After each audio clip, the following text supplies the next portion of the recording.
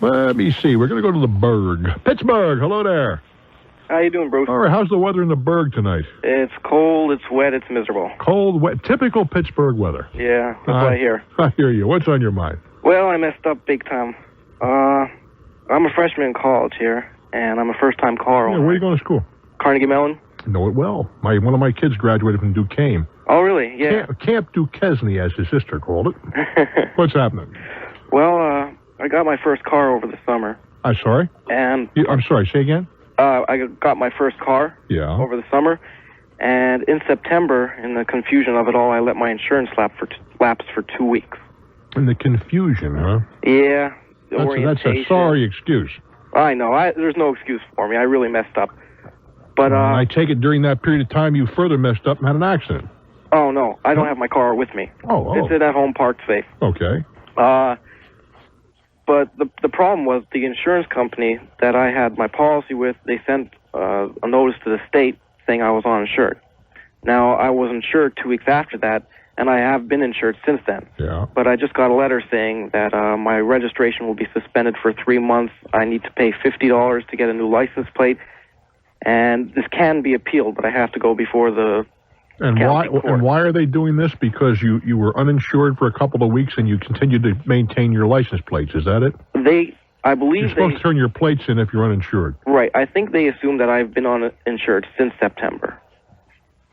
But I haven't. The letter said something about a notice they sent me asking for my status. Yeah. But I've never seen that letter. Well, where does that notice go? To your home? To your parents' home? I assume it went there. But they don't recall seeing it, or else they would have forwarded it to me, and I've never got it here. So I think the state assumes I haven't been insured at all since September. Well, have you called anybody from the state to find out exactly what your options are? Call Harrisburg? No, not yet. I assumed that I'd probably wind up going to appeal, but... I wouldn't assume that the sun comes up in the east when you're dealing with bureaucrats. If I were you, on Monday I'd call the DMV. Right? Okay. Department of Motor Vehicles. Mm-hmm. And I would have it ask exactly what... There's probably a reference of some kind on that communication you received. Reference letter, case number, file number, and so on. So I'd be able to trace it. Yeah, and you say, this is the situation. It's clear I wasn't sure. I was uninsured for 2 weeks, no question. I neglected to pay a premium. But as of September, whatever date is, the policy was reinstated. And you can also go on, although I don't think it'll have any relevancy. You can say during the period of time I was away from home, the car was there, it was not operated. Whether that'll be of any help, I don't know. Okay. But then they can tell you if there's an appellate process or whatever. But that's the way to go. Don't assume anything. Okay, so the best thing to do is just ask them what they want. Ask them what they want from you. Okay. And what your options are. Okay. That's all. And listen, be thankful you didn't have any accidents, kid. Oh, yeah. I do wish you well. I'm Bruce Williams. This is Talknet. We go now to Kenosha, Wisconsin. It's your turn. Welcome to Talknet. Hi, Bruce. Hello. It's Bob here. Yeah, Bob. I discovered you guys about a year ago. Well, I'm very happy you found us, kid. What's happening? I wanted to get your opinion, or maybe some experience you've had with ownership and partnership in an airplane. Well, I've had a couple of... personally, one experience. I considered a second. And I don't have a great deal of enthusiasm for it. Now, that doesn't mean it's a bad thing. Well, I'm in a situation here. I'm a student pilot. Mm-hmm. I'm working on my last block of instruction before I take my check ride. Mm-hmm. I can't afford an airplane on my own. Mm-hmm. Yeah, I understand. A lot of there are a great many people who like to fly who can't afford airplanes. I don't find any problem with that. They're not an inexpensive toy. I'll go along with that. What have you been flying up till now? Probably commuters, 172s? 152s I'm training in. All right. I belong to a club, and we have 172s. We have a couple of Archers. Mm-hmm. I just was walking out of the club today, and somebody put up a notice, 1979, I believe it was, 172 with such and such equipment. I didn't look at it real close. Yeah. I was out the door. I was on the way out the door. Yeah. $7,000 for a partner, 25% partnership. It almost sounded too good. You know? Well, not necessarily. I mean, there's other factors involved here. How much time on the airframe may be more important. How much time till the next major overhaul. How much do the other guys fly? Obviously, the condition of the bird. How is it equipped? Yeah, see, I don't know any of this. Well, those are all variables. Like I said, there are 1979 Hawks that are worth a ton more than you're describing, and there are other ones around that are worth considerably less. It's a nice little airplane. You're not going to go anywhere in a Hawk. You realize that. It just isn't. It isn't enough of an airplane to go very far. I fly a Skyhawk from time. I fly one. I also fly a Cutlass, which is a cut above. I think it's cut 20 horsepower more. The Cutlass I drive is an RG, and so you get a little more speed out of it, but not much. You mean by not going far that you don't want to be in a hurry? Well, okay. You could drive you get a J3 Cub, and if you want to take the time to get there, I suppose. But the Hawk is only going to cruise at about 115 knots, something like that. About that. That's kind of pushing it just a little bit. Yeah. And it really does not carry. It's not really a good 4-place airplane. No. Not unless you're little people. Okay. In terms of weight, I mean, it just doesn't have the ability. But it's a nice airplane to fly. I flew a Hawk this week. I had a lot of fun with it. Yeah. But it's a fun plane to fly. Now, as far as the club thing is concerned, that's another program. It depends in some measure on the other partners. For example, if you're a college professor and you work relatively scant hours where you can get it out in the week during the week, and the other guys a couple of them are on the road salespeople, but they want to be out there with the weekend flyers, that may not be a bad deal. You see what I'm saying? Right. But if you have 4 people, all of whom work very traditional hours, could put a lot of pressure on the summer evenings. I don't know how much night flying you want to do, and the weekends. Yeah, that's the problem. Even with the club, we have planes in the club that are strictly rented to the members.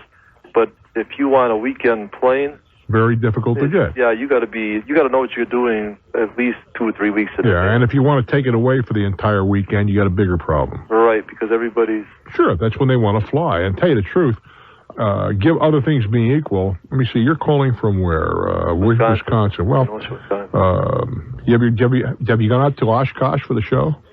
I've never been there. I just I started in March on my flying. I was there the first time this summer. I'll tell you, outstanding. Flown there. Yeah, but not training. But I haven't been to the EAA. Yeah, you haven't flown there with the EAA. You got to walk on. So my instructor said you don't want to fly. Yeah, you can get out and walk on the wings. The first time I ever saw people landing and taking off in 2 directions at the same time on a parallel runway. Well, in fact, we went on a training flight, a dual training flight, to Madison to get in the Class C airspace. Yeah. And it was so busy in Madison, we sat on the runway waiting to take off for I don't know how long. And well, wait before the EAA even opened. Wait till he introduces you to Class B airspace when you'll be second in line behind a 747 in that Hawk. That's an experience. I'm not sure if I want to get into Class B. Well, you got to do it. I got to? Well, if you want to be a competent pilot, yes. Yeah, I suppose it's you have to be able to fly, I think, under those conditions. But in any case, those are the things I'd be looking at. And, of course, you want to look at their willingness to be absolutely... There's a difference between what's required in maintenance and what I want done on my airplane in maintenance. That's true. And be certain those guys are willing to spend that money to get to have the plane in top condition. And I would want to look around a little bit at what kind of pilots are they. Are these guys that they don't do touch and goes, they do smash and goes? Yeah, well, because that's going to beat the airplane. Right. Those are things that I'd be looking at. But it's better than not having an airplane. Let's put it that way. Well, that's it. Yeah, it's kind of like my instructor is. He says, well, Bob, someday you might want a plane. He says the big thing about having your own is that, geez, if you take the club's plane and you take a 4-day vacation, let's say. Yeah, but it's only got a couple seconds. Get it? You can't do that very often. Yeah. I was offered a partnership in a 182 for $12,000. A Super 182 was a very good deal. I didn't want to be a partner, but that was a hell of a deal. A 1/3 partnership, by the way. Take it over carefully, kid. Keep your wheels up.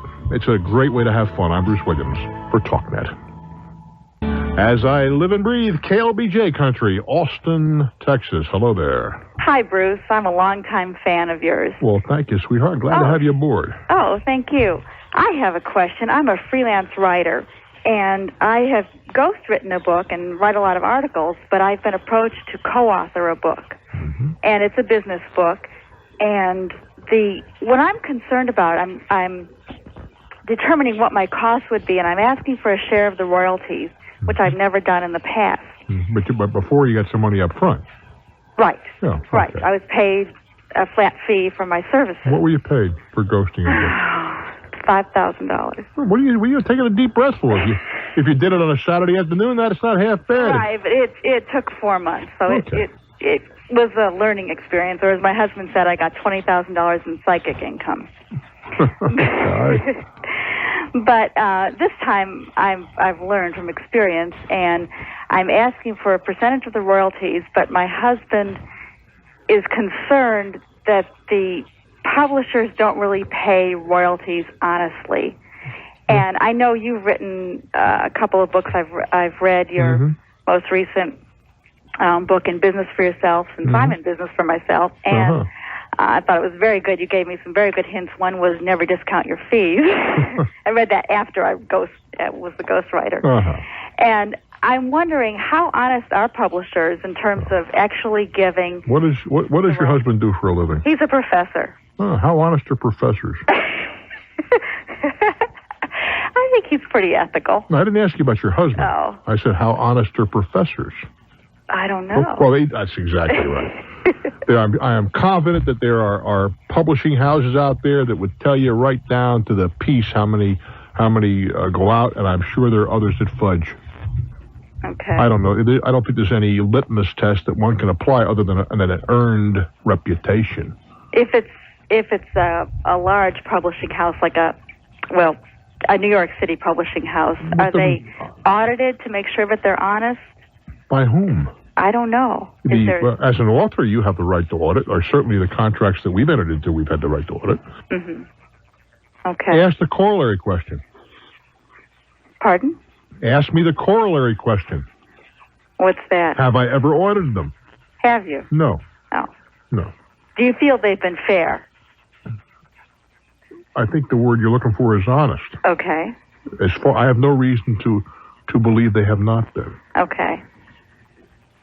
But then, by the same token, the fellow that worked with me on that In Business book has no way of knowing that he's getting his percentage honestly from me, except by my integrity. Okay. Well, we sent him a photocopy of the royalty check too. Oh, I mean, that's just a matter of course. Why not? He's getting every penny to which he's entitled, so why not? But it goes through you. Yes, because it's paid to me. I'm the author. I see. I contracted for his services. The publisher contracted with me for mine.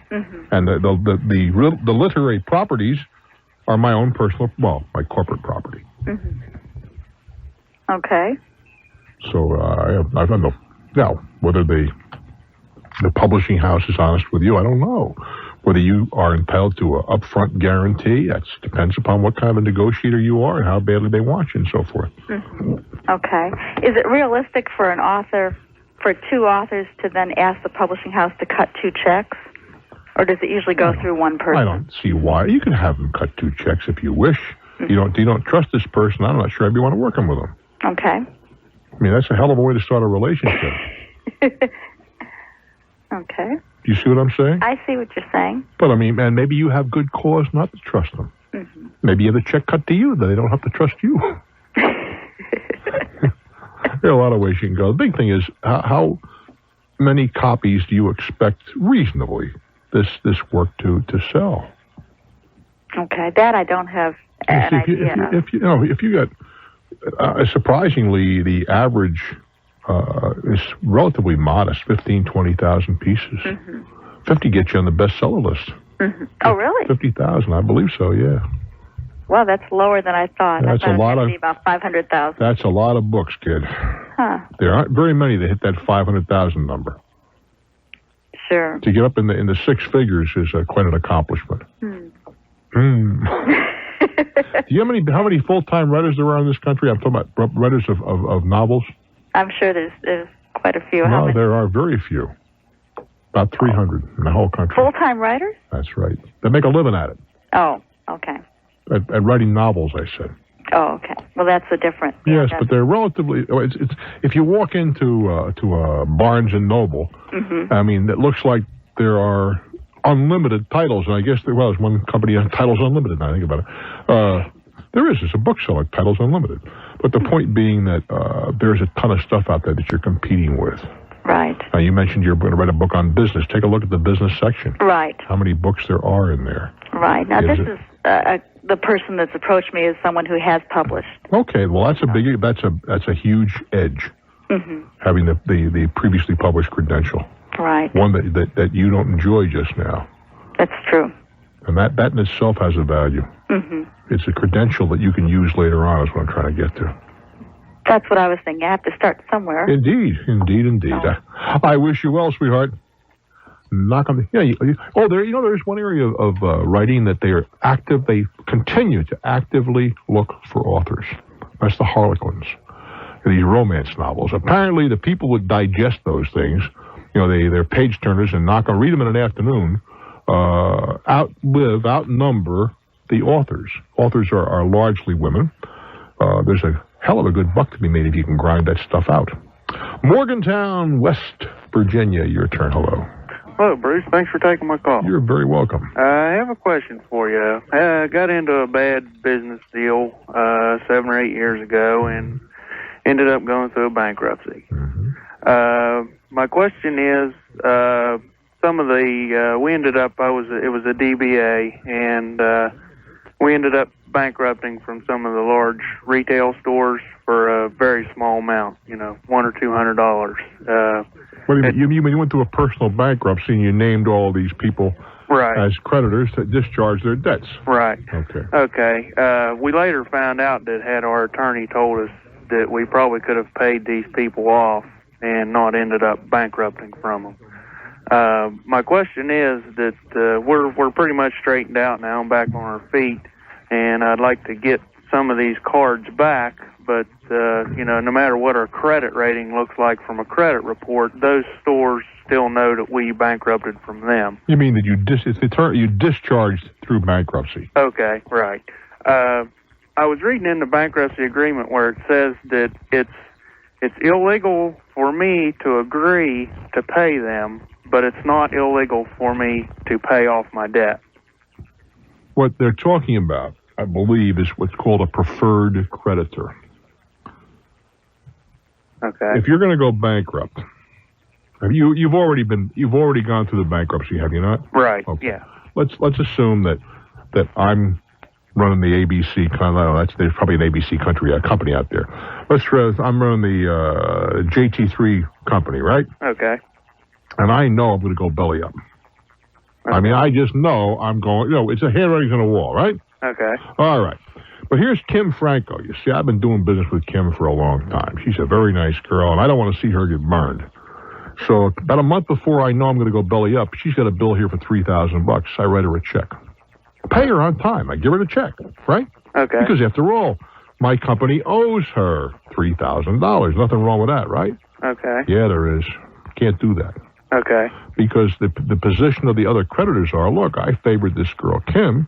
She got her money, fully knowing I knew that I was sticking somebody else. How come she gets 100% and the other guy gets 2%? Yeah. So what's going to happen? I paid her, right? Then I go belly up. The administrator in bankruptcy can go to her and say, give me that money back. Even though it was an honest debt. Okay. Do you see what I'm saying? Yeah. So I think what this reference that you're talking about here is refers to before the bankruptcy. Okay. The way I understood it was pertaining to afterwards. For how long? See, it doesn't say. Well, there's nothing to prevent you from going. See, the debt is gone. Okay. Doesn't exist anymore. Okay. But there's nothing that I know of that would prevent you now from going to these people and say, look, I know that we discharged this, but I want to pay anyway. Okay. I don't think it's going to be a hell of a lot of good if you. Right. But okay. I think you have a right to do. That was my question. Would it make me appear in good standings with them? I doubt it very seriously. But as a practical matter, store credit cards, that's what you've been discussing here, right? Right. Are really almost an anachronism today. almost everybody takes a bank card. Okay. Almost everybody. That would probably be a preferential way to go. Well, it's easy enough to get a bank card. If you have the money, you get a collateralized card. Okay. And now obviously there are stores, but the biggest exception was Sears. Now they're taking bank cards. Yeah. So I think you'd be probably better off to put your resources into getting a credit card. Okay. I wish you well, kid. All right. I'm Bruce Williams. Let me see. Do we have one break left or two? Somebody tell me quick. John? We have two. It's time to take a break. I was right. This is Talknet. All righty. It's Lynchburg, VA. Hello there. Hello, Bruce. I have a little business selling overseas. You're selling a business that is overseas? No, I'm selling the product. I manufacture it here and sell it really all over. What do you sell? What is your product? It's a bottled water dispenser device, which I developed over the last several years. Mm-hmm. And it sells pretty well. Mm-hmm. How come it sells you sell it domestically as well as overseas? I do, but the demand is greater out of this country because there's less competition from coolers. Okay. What do you screws on the top of a bottle of water? A bottle of water, you pour it? Is that it? Yeah. It fixes to the water bottle, and then the thing is inverted into a little bottle cradle, and I see. And direct. Mm-hmm. Okay. So my question, though, is sometimes I have trouble collecting overseas, and do you have any suggestions on how to work on overdue accounts? Not let them get overdue. In other words, have letters of credit to support the transaction. What kind of numbers are we working with here?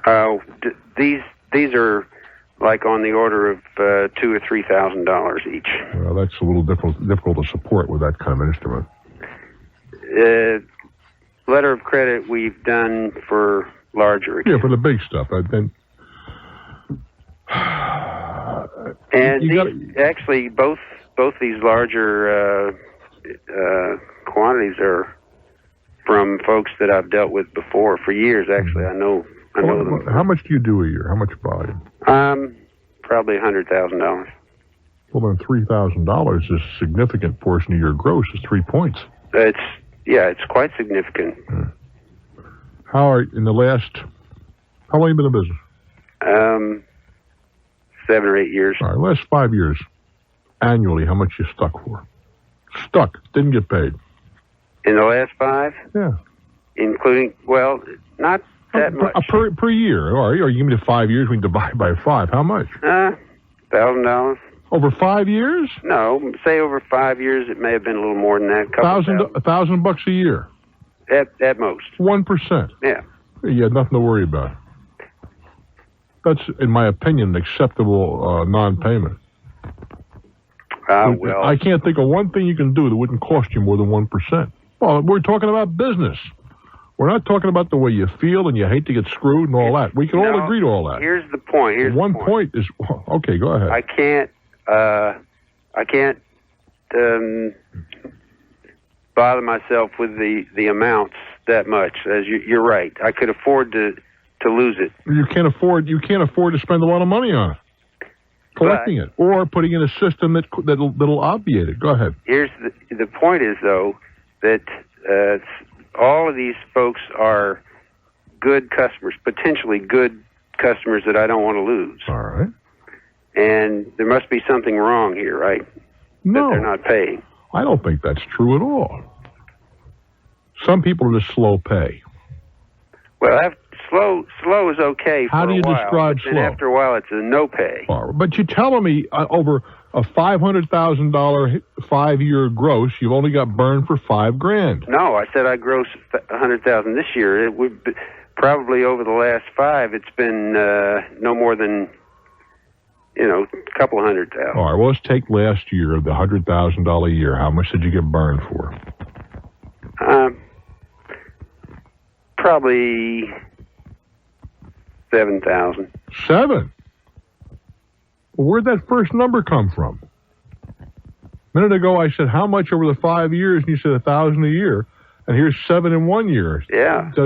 Well, then you gave me some bad information. Getting worse. Well, you gave me bad information. 7% is not acceptable. No. I'd say if you're getting burned that badly, you see, you're a small operation. There's a lot of things and avenues that are not available to you. I think you have to make it COD. That's future. Yeah. Yeah. You get $7,000 outstanding, is what you're telling me. Well, I get more cautious. I'm sorry? I get more cautious in dealing as time goes on. Well, a lot of people do. But I'm talking about collecting what's already out there. Well, what's out there, you'll probably have to give. How many countries is it spread across, for crying out loud? Well, what's your biggest account that you're stuck for? $3,200. That's half of your total of the whole works, right? Yeah. Well, I'd find an attorney in his or her or their jurisdiction. How many months is outstanding? Probably 4 or 5. What do they? And you talk to them. What do you get out of them? They don't talk. They won't answer. Well, do they have a telephone? Sure. Do they pick it up? Oh yeah. And what do they say? But you don't reach the guy you need to talk to. What happens? He's busy. You're being ducked just like anybody else. Turn over to a local attorney in the area where they are. All right. And he'll do what he has to do. But in the future, you can't afford to say you can't have a 7%. 1% is acceptable. 1.5% you can live with. After that, then you got a problem. Yeah. And the only way on a small business that I know of, particularly when you're dealing with foreign jurisdictions where the laws are different, whatever, is COD. Well, or a letter of credit. I usually ask them to pay up front. Well, it's fine. That'll do it. Which is, but a customer that you've had for a few years, you like to give them credit, right? Well, that's fine. Then all of a sudden, you're not paying. When you grant credit, you expose yourself. Now, it's a cost of doing business and the hazard. I own one enterprise where everything we do is on credit. We have never, ever, I don't think we're even geared for accepting money. Yeah, but you are geared for the losses involved in granting that much credit. Well, not only that, but they are in a relatively small geographic area, and certainly in the U.S. In fact, it's all in one state, as a matter of fact, in this case. So, they're different circumstances. And furthermore, the best of my knowledge, we've never been burned for a penny in 20 years. But we're dealing with a particular type of client. I don't want to be any more specific than that. So, but then there's other things that we do. We wouldn't give you nickels with a credit, not a nickel. But when you grant credit, you know that you're going to get burned from time to time. The only thing is it an acceptable amount. It's just like as you open a retail or operate a retail store, unless you go into a check guarantee operation, which costs 1 point up the top or maybe more, you're going to get burned by a certain number of people with bad checks. Christmas season is here. I know we're going to get bad checks. And I know most of them will get the money, and I know some of them we won't. It's an acceptable risk of doing business. If I didn't take a check from anybody, how much business would I lose? What profits would I have to give up to do that? And we determined that accepting checks is acceptable. That's all.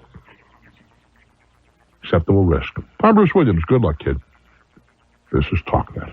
Well, we're ending our little sojourn in the Big Apple this evening. My thanks very much to Kim Franco. Yeah, Kim is twisting the dials in our Big Apple studios.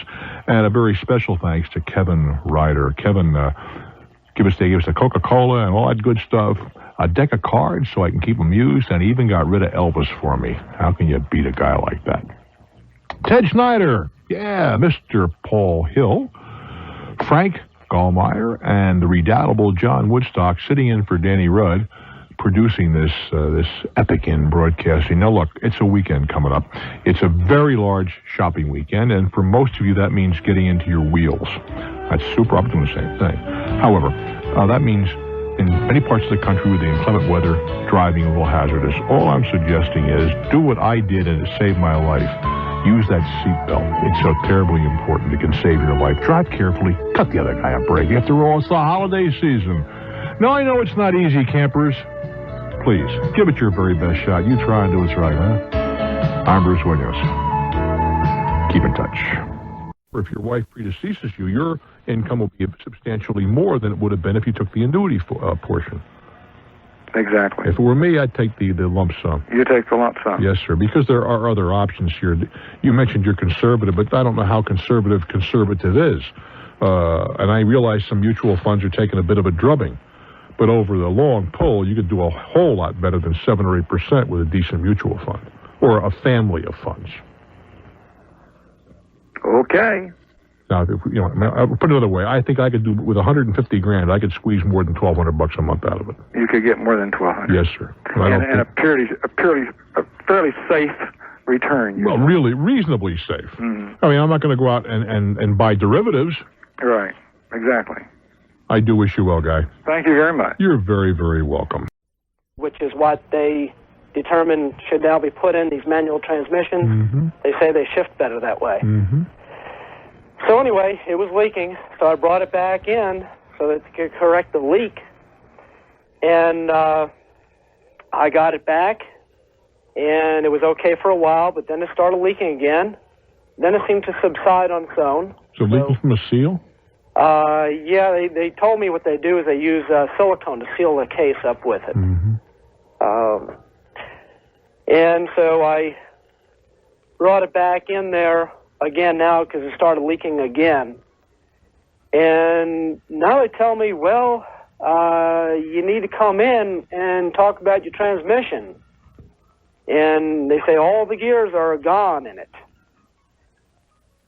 And they're telling me what I need is a completely new transmission or completely rebuilt I understand. transmission. And my question is this: when they had the thing open twice. What did they charge you? What did they do for the $800? Well, what they told me is they replaced all the bearings, put in a new clutch and pressure plate, which I wanted to do that anyway. Okay, go ahead. Just tell me what they did. Excuse me? Just keep telling me what they did, son. Okay, they replaced all the bearings, pressure plate, and clutch, and throwout bearing. Okay, but then are they telling you now the gears are worn or they're broken? Well, that they are worn, that they are, I guess, beyond hope. They haven't shown me the gears, but anyway, that they are gone. And it's not making any more noise than the day. Let's cut to the chase. If I were you, I'd have somebody take a look at this thing. If you see, obviously there's wear from long use. There's a certain amount of wear when you use. You have metal parts rubbing on metal parts. Right. There's also excessive wear for a lack of lubrication. That's an entirely different kind of wear. Now, I'd want somebody else that was dispassionate to take this thing down. It's no big deal in a manual. And take a look at those gears and see what in their best opinion happened here. If they are just worn, you could make the case that, gee, they should have told me about this before, but there's natural wear and tear. I don't think they have any obligation here. In the event, though, that this thing was leaking and because of a lack of lubricant, there was damage to the gears, then I think they've got some responsibility. But I don't know how we'll determine this unless we get a third independent, dispassionate party taking a look at it, and that's what I'd be doing. So they should be able to tell whether this was worn. I would think so. I'm not going to tell you they can tell. I mean, there's exceptions to every rule. But I think if it ran without fluid, the transmission expert could tell you that was the problem. Then you proceed. I do wish you well, kid. I'm Bruce Williams, and I am indeed. This is Talknet. Alrighty, WTAG Country, Worcester, Massachusetts. Hello there. How you doing tonight, Bruce? Alrighty, kid. How are things in Mass? Wet. Whole East Coast is... I just talked to my brother down in Naples, Florida. Yeah. It's about 84 degrees, so... Well, I was in Florida briefly this week, and I got to tell you something. I didn't want to leave. Yes. I wish I was down there now. I didn't want to leave. Well, that's why I moved there. What's on your mind, Guy? All right, I won't take too much time. Take as much as you wish. What's happening? Okay, I back in July, I went out looking for a painter to paint my house. So I went to the Yellow Pages and got 3 or 4 painters and had them come down and give me estimates. And I ended up picking out one, and he gave me an estimate of $3,900. So I said, okay, sounds good. Send me a contract. And I told him I didn't want him to do it until the middle of September because I was going to be working out of state, and I just wanted to make sure I was around to if there was any problems. He said, fine. He sent me a contract, I signed the contract, sent it back to him. Kept the copy, I hope? Yeah, I got it right here in front of me. All right. I said, now, do you want a down payment or any money up front? And he said, no, payment will be upon completion of the job. I said, that's fine. He, over a period of 6 weeks, he showed up in my house 3 times. This is at the appropriate time? No, not at the appropriate time. It seems to me you said you wanted him in there in September. Right. He called and left a message for me saying that he wanted to come in a little early and power wash the house and get all the scraping done. I said, that's no problem. Mm-hmm. He did that in early September. All right. And then he said he was going to show up on September 24th or 25th to start priming it. All right. He didn't show up. I didn't have a problem with that. Maybe he was busy. He showed up 4 or 5 days later and started doing it. About a week after that, I got a call from him saying he needed some money. I said, why? He said, because I have to pay my help. I said, the contract says to be paid after completion of the job. Well, I know that, but I need some money now. I said, well, I really don't want to give you any money until you finish the job. He said, well, if I don't get any money tomorrow, which was September 26th, I think, I will not be doing any more painting. I said, okay, then... don't do any painting. That's it. I said, remove all your equipment from the yard. And how much had he gotten done? He had... Very quickly, what did he do? He power washed it. Yeah. He primed the back and 2 sides. The front has not been primed yet. Okay. Well, he didn't... so I just waited. Nothing happened. I got a letter from... I work for a utility company in this area. Right. I got a letter from my supervisor saying that he wrote a letter to my company saying that I owe him $3,100 and that I wouldn't pay him and that he wanted to make a complaint against me. Well, he can make all the complaints he wants. So I said, what does this have to do with the company? This has nothing to do with my work. Company. Exactly so. So I had to inform them of that. And very quickly, bring it to a point where... Well, what's my status here? If I were, has this affected your employment at all? Yeah, I mean, it's just... No, has it affected... It's not put me in a good light in my... that's awful. You can't pin that down. Have you lost anything at work? Have you been criticized? Yeah, I was criticized. All right, well, you see, if you've been injured, you would probably have an action against him for this. But if it were me, I just have my attorney write him a very pointed letter. Any more of this kind of talk, we'll take action. Good luck. I'm Bruce for Talknet. Saginaw, Michigan. Hello there. Welcome to my world. Hi, Bruce. Caught your show a few months ago for the first time. Been listening to it since then and enjoy it quite a bit. I'm delighted we got you. How'd you happen to find it? Well, I do a lot of traveling and spend time on the road and just hopping around the stations and caught it one night. The guy seems to know a little bit about everything. Uh-oh, little station surfing. All right, guy, what's happening? First of all, I've got a tax question, and this is something I plan on taking to probably a tax attorney sometime, but I figured I'd bounce it off of you and see if I can get some advice from you. I owned a business that I founded back in the 80s, owned it for several years, did okay, and during the recession we went down in flames. What kind of a business? It was a retailing chain, owned a few stores throughout Michigan. And but at any rate, we went down in flames. I made the mistake of trying to go down with the ship, signed my name personally to a lot of the corporate debt, and consequently went down personally with it. That's a mistake, huh? Well, yeah, I saw more viability in the business than there actually was, I guess. But, we are all guilty of that. We're all guilty. But at any rate, on the rebound, my problem is this.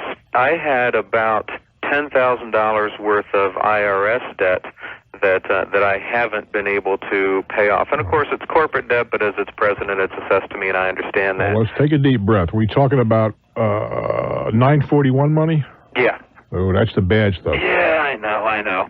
And of course, one way or another, it's going to be paid off, obviously. The problem is it accrues at, I believe it's 50% a year, and it just keeps getting bigger. It's now top 20,000, and the truth is as I work my way back and working with the company I am now, it's all I can do to keep up with interest on this doggone thing. Well, have you discussed this with your agent? No, not really. My problem is this, and this is what I'm trying to figure out. I've got my plan is, what I'd like to be able to do is to, as soon as possible, while trying to rebuild credit, to try to borrow enough money to pay off the IRS in a reduced lump sum amount. The problem is, of course, right now they've got a lien attached to me for the amount of the debt, and so it makes it real difficult to reestablish credit with a lien. You're almost somewhat paralyzed. Let's take a deep breath. First of all, your initial observation was, in my opinion, meritorious. You're going to be talking to a professional. Right. And that professional ought to be, in my judgment, either an enrolled agent or a CPA. Right. A CPA who practices regularly before the IRS. Now, a couple of reasons for that. First of all, the expertise involved. We have to beat that one to death. The other part of the thing is, which in my judgment is just as important, is the dispassionate way they can approach this. Not their money. Right. You get involved and you can lose your cool and there can be some real problems. Right. I don't want you to even, I wouldn't be there if it were me. Right. I'd be someplace else. Okay. And you want somebody who's regularly negotiating with IRS.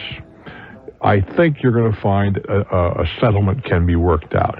Well, see, that's interesting that you bring that up, and I guess now I'm really glad that I called, because my thinking was to go in there and talk with them myself first and see if they would see whether or not maybe this is my own naivety creeping through, but to see whether or not I can go in there and talk to somebody who will use enough discretion to recognize, hey, this is a normal guy, and I understand this. Let me try to work with him instead of just working with some CPA shark who you almost. I'm wondering whether or not I would have anything to gain from the personal side of things, having a personal IRS agent working with me personally. Yeah, you saying, hey, look, here's how much I can.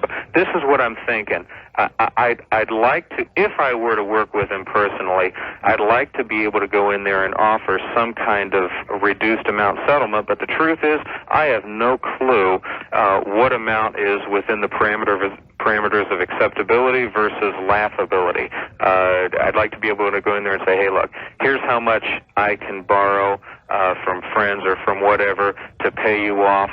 Will you accept this lump amount? And I'm trying to get a clue as to what type of an amount. Are they usually looking for at least their principal plus a little bit? Will they even go lower than the original principal? What's your experience in that? Let me ask you a question. What are you doing for a living now? I'm a regional manager. Of? For a sales company. All right. Are you any good at it? Yeah. Good. If I had a toothache, could you take care of it for me? No. Why not?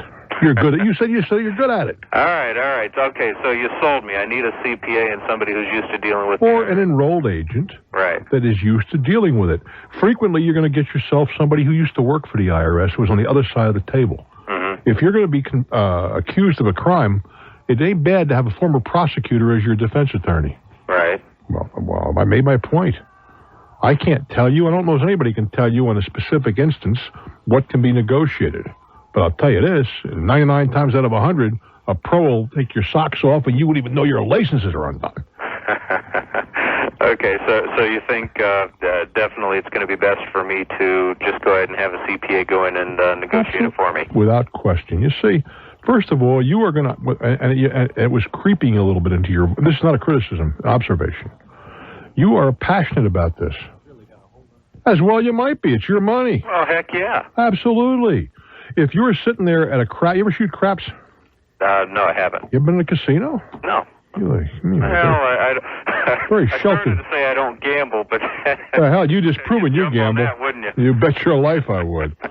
Point is, that if you're sitting there at a craps table and some guy's got $20,000 on a pass line, and you're watching, it's fun to watch. If it's your $20,000, let me tell you, your temples are pulsating. Now, you don't want to have your temples pulsating when you're in this negotiation. Yeah. Well, the accountant, he's going to sit there and he's going to go home at night. Hey, I had a tough negotiation today. You're going to go home with your blood pressure up the scale. And if you get somebody who is good at what they do, or maybe a little bit antagonistic, they're going to take you. They're going to have you. They'll have you for breakfast. And it's fine. And the truth is, I don't. I mean, I'm a big boy as far as that goes. I guess it's not a question of being a big boy. I just want to make sure that I can get away with the best price that I possibly. But you are not going to get the best price. All right. Not in my opinion. For what it's worth, I like to think I've probably been around the barn once or twice more than you have. Probably. I wouldn't anymore walk into an IRS negotiation or an audit, and we had one 2 days ago in one of my companies, then I would walk into a hot stove and start throwing my arm in through the door. Huh. Wouldn't consider it. I don't even want to be in town when it's going on. How about that? That's what I pay professionals for. That's fascinating. Well, yeah, I'll tell you, I'm glad I called because, truthfully, that's a perspective I hadn't heard. Yeah. I would much prefer to have them do what they do well. I'll do what I do well if I can find something I do well. Yeah. I wish you well. I'm Bruce Williams. Hang in, kids. This is Talknet. You know, earlier I was saying how nice the folks were here. Kim and Kevin Ryder were been real generous getting the studio set up, but I got to pick on them a little bit here. You know, I'm sitting here in New York City in a very nice studio, but off to about the 2 o'clock position here on my right, would you believe I've got to sit here and stare at a life-size cutout, not just a poster, a life-size cutout of Elvis Presley at about 23 years old, staring at. You realize that Elvis and I are about the same age, you say. Only trick, I lived and he didn't. But I got to sit here and look at this black leather jacket and the gold chains and the black pants, and of course the shiny boots. So if somebody would kind of come in here and turn this thing around, I mean, another hour or so of Elvis staring me down is going to put me right in. You know, that's cruel and unusual, and I think management will know about this. All righty. Having said all that, let's drift up to New Hampshire, to Strayton. Is it Strayton, New Hampshire? Hello. Stratham. Hi. Stratham, Hi. okay. There you go. How you doing, Bruce? Oh, well, beside Elvis, I'm doing fine, but Elvis has got to go. Oh, okay. Well, I'll tell you what, it's a pleasure to pick your brain tonight. Hey, I've got a question. Recently, my house burned down. Oh, nice. And, and I'm in the process now of finalizing my insurance settlement and also taking the house down and the debris away.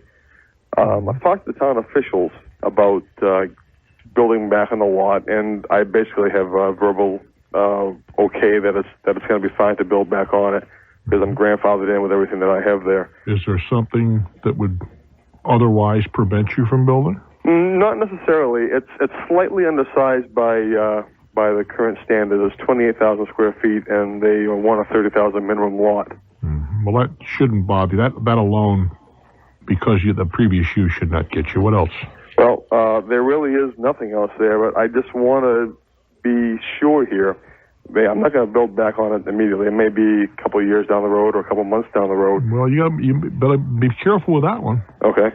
Because you might find that there are some time limitations that are placed upon you. Okay. And if you don't meet those time limitations, you'll lose your undersized lot privilege. I see. One of the homes that I own, continue to own for many years, is on I guess I'm not sure it's undersized, but it most certainly is not in the appropriate zone. Mm-hmm. It is in a business zone, but it was residential for a million years, and no problem so far, right? Right. But if my house were to burn down and it was more than 50% destroyed, I would have to go to the Zoning Board of Adjustment to get permission to rebuild it. I see. Now, no fires for 30 years. Let's hope we don't have any. But you have to be aware of, you have the right to rebuild, apparently. Mm-hmm. How much, this is 100%? It sounds like you're having it torn down. Yeah, total. Well, sometimes your rights go away with that. So if it were me, I wouldn't wait a couple of years. If it's possible, I'd get the show on the road. Now, how about if I were to resell the lot? Is does all the grandfathered access? Well, I don't know if that passes on. You raise another very good point. Sure. And whether or not that passes on to another party, I don't know. Okay. It might well be that even if, let's assume that this other person, party, corp, whatever, wants to build, right? Mm-hmm. It may well be that what the way it would be done is that they would build under your name. I see. Okay. You see what I'm saying? Yeah, I do. And that way, then when the completed property became a reality. Then we turn it over to them. They buy the whole thing at that time. Exactly. So I don't know that to be the case. No. But this is the kind of stuff that you better find out before anything happens rather than afterwards. Yeah, I have tried it, and it's a small town, and nothing's really too awfully engraved in granite here. So well, that becomes a problem. It sure does. That becomes a problem. That's why I'm suggesting that you do it the way I've described. I will do that. Well, thanks for your help. I'd get on it. I appreciate it. You're very welcome. All righty, to Jacksonville, Florida, to see what's up. Hello there. Hey, Bruce. How are you? I am from Jaguar Country. Yes, indeed. Hey, I have a major problem, and I'm glad I got through. I bought a house a couple years ago, my first house, and I had a deck on the back of the house, and it got to be too much trouble, cleaning the wood, and I'm single, so it was too much time. So I had it torn out, and I had a patio put in, and I went to 3 different people and got quotes from 3 different people. Mm-hmm. And I ended up taking the most expensive quote because I just thought this guy was very great. I mean, he got back at a good time frame and everything, and he had done all the driveways in the neighborhood, so I thought, okay, he's pretty good. Okay, had a good rep and all that good stuff. Right. I had him write a contract out stating what he was going to do and the price. And I called him back. He put it in my mailbox. I called him back, and I said, let's go ahead with it. He didn't require any money down or anything, and the workers came by, and at the time I had vertigo, and I couldn't get out to inspect the place. Mm-hmm. So I paid him right then and there because it looked real nice. Now, what did he do for you? He built a 20 by 40 foot patio on the back of my house, and my next step would have an enclosure put in. Mm-hmm. But I'm taking it one step at a time. And the appropriate permits were issued and all that good stuff. Well, no, but that's further down the line. I didn't find this out. So. Lovely. Yeah.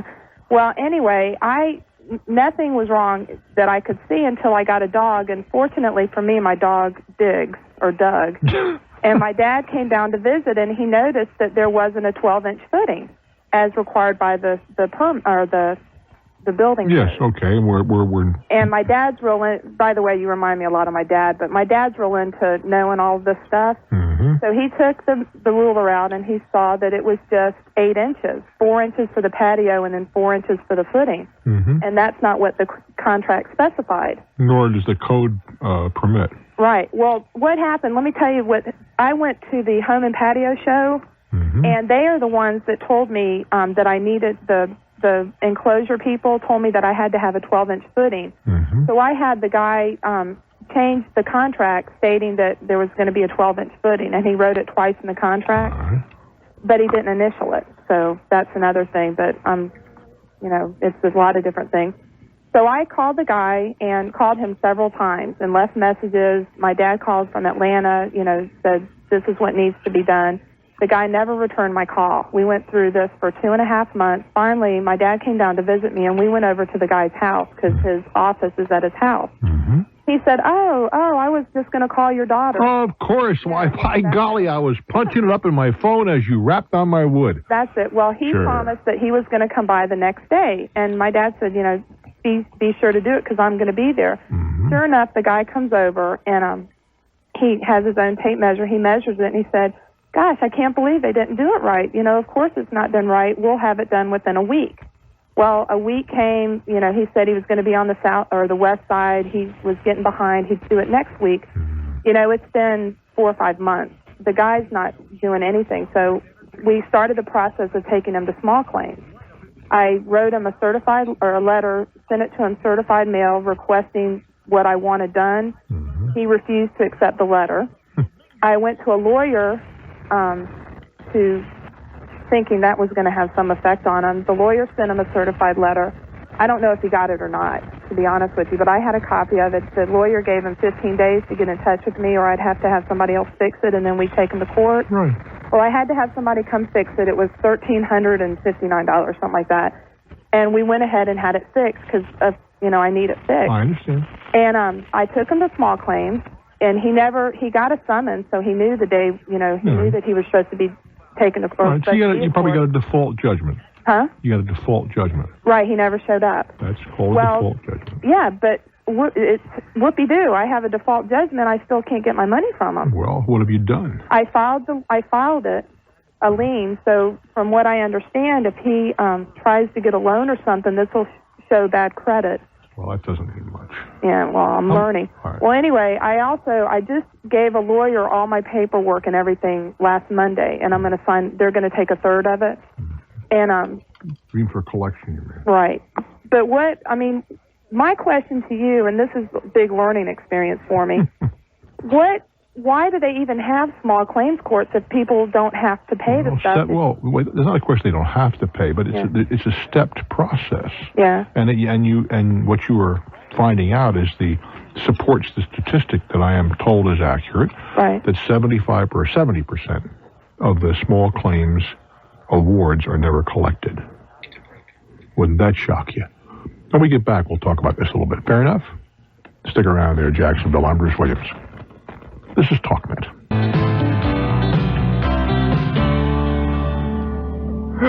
Oh, Elvis just walked out. Kevin Ryder came in and said, oh, listen, we got to take care of this guy. He's complaining. Elvis just went to another studio where he is better received. Son of a gun.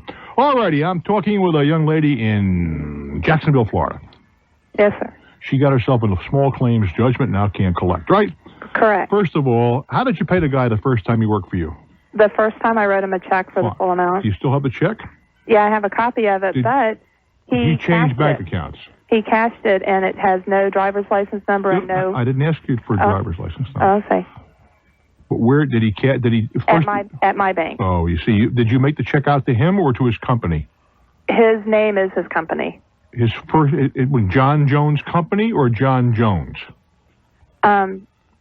Oh, John Jones. No, that's another mistake, you see. Yeah. Why? Because you cannot cash a check made out to a company. It must be deposited. Oh. And then you know where the guy banked. Okay, we didn't bring that one off too well, did we? No. All right, but nonetheless, let's just take a deep breath. I've only got a minute here. Okay. What this guy does? What kind of work does he do? What I'm trying to get to is is there some way you could have somebody spend $15 or $20, $25 with him some way? Repeat that again? Is there something that you could do to have him cash a check for $15 or $20? Well, if you make it out to a company, because that way you'd know where he banks and you immediately slap a lien on his bank account for the entire amount. Right. I've had people call up to, my friends call up to get an estimate just to find out what he's going to say. Yeah. And he won't even call him back. Well, then I can't speak to that. But the thing is, that the trick is to find out where he banks. And there's some other... I wish I could tell you how to do it because it can be done, but it's illegal and I get in trouble for that. In the absence of that, find something that he owns, a car, a piece of property, whatever, slap a lien on it, and in the absence of all this, turn it over to a collection agency who will go after his butt and harass him. I'm Bruce Williams. This is Talknet. Hey, Columbus, we didn't find an accountant. I am sorry. Okay. But I want you to hang on a minute. I'm going to try one more time while I go on to another caller. All right, thank you. If you're an accountant out there, you know tax accounting and whatever, and you know something about contest rules when the contest company says it's worth a ton of money when in reality, if you go on a television show, for example, everything is going to be at full retail. Now, do we all know that nobody or almost no one pays full retail? So should you be taxed at that price, or what the thing would actually sell for in real money, or maybe another way, what you could sell it for? If you're an accountant, I'd like to hear from you. My friend in Columbus would be needing the help. 800. Oh, my goodness gracious. Danny says, hold on a minute till we get all the buttons and slashes pulled here.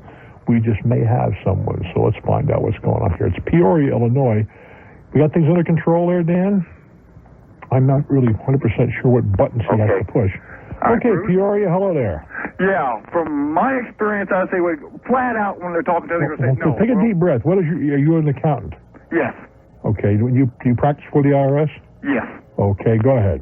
From my experience, right up front, talking to him on the phone and touching in letters, they're going to say, no, we'll accept only the stated retail value. He's going to end up paying a little bit of money, but it's negotiable. Mm-hmm. When you go in front of the IRS and with your enrolled agent, your accountant, tax attorney, whatever you choose, this is a negotiable figure. Well, what in the world would if you can buy something for a given number and you've got somebody to testify that it can be purchased for that number, well, what basis would the IRS say you got to pay an inflated number of, which is... Because that was the reported number by that's like on your W-2 forms. If you have a discrepancy there, you got to take it back against the... Yeah, but numbers are numbers there. Here we're talking about something that's a little different. I think we could agree on that. I understand what you're saying. Me and you could, but you're talking about a government agency. Good point. In other words, what you're saying is it would pay him, as I have suggested, to go down there, not he negotiate, but to have if he goes, he's going to end up paying full.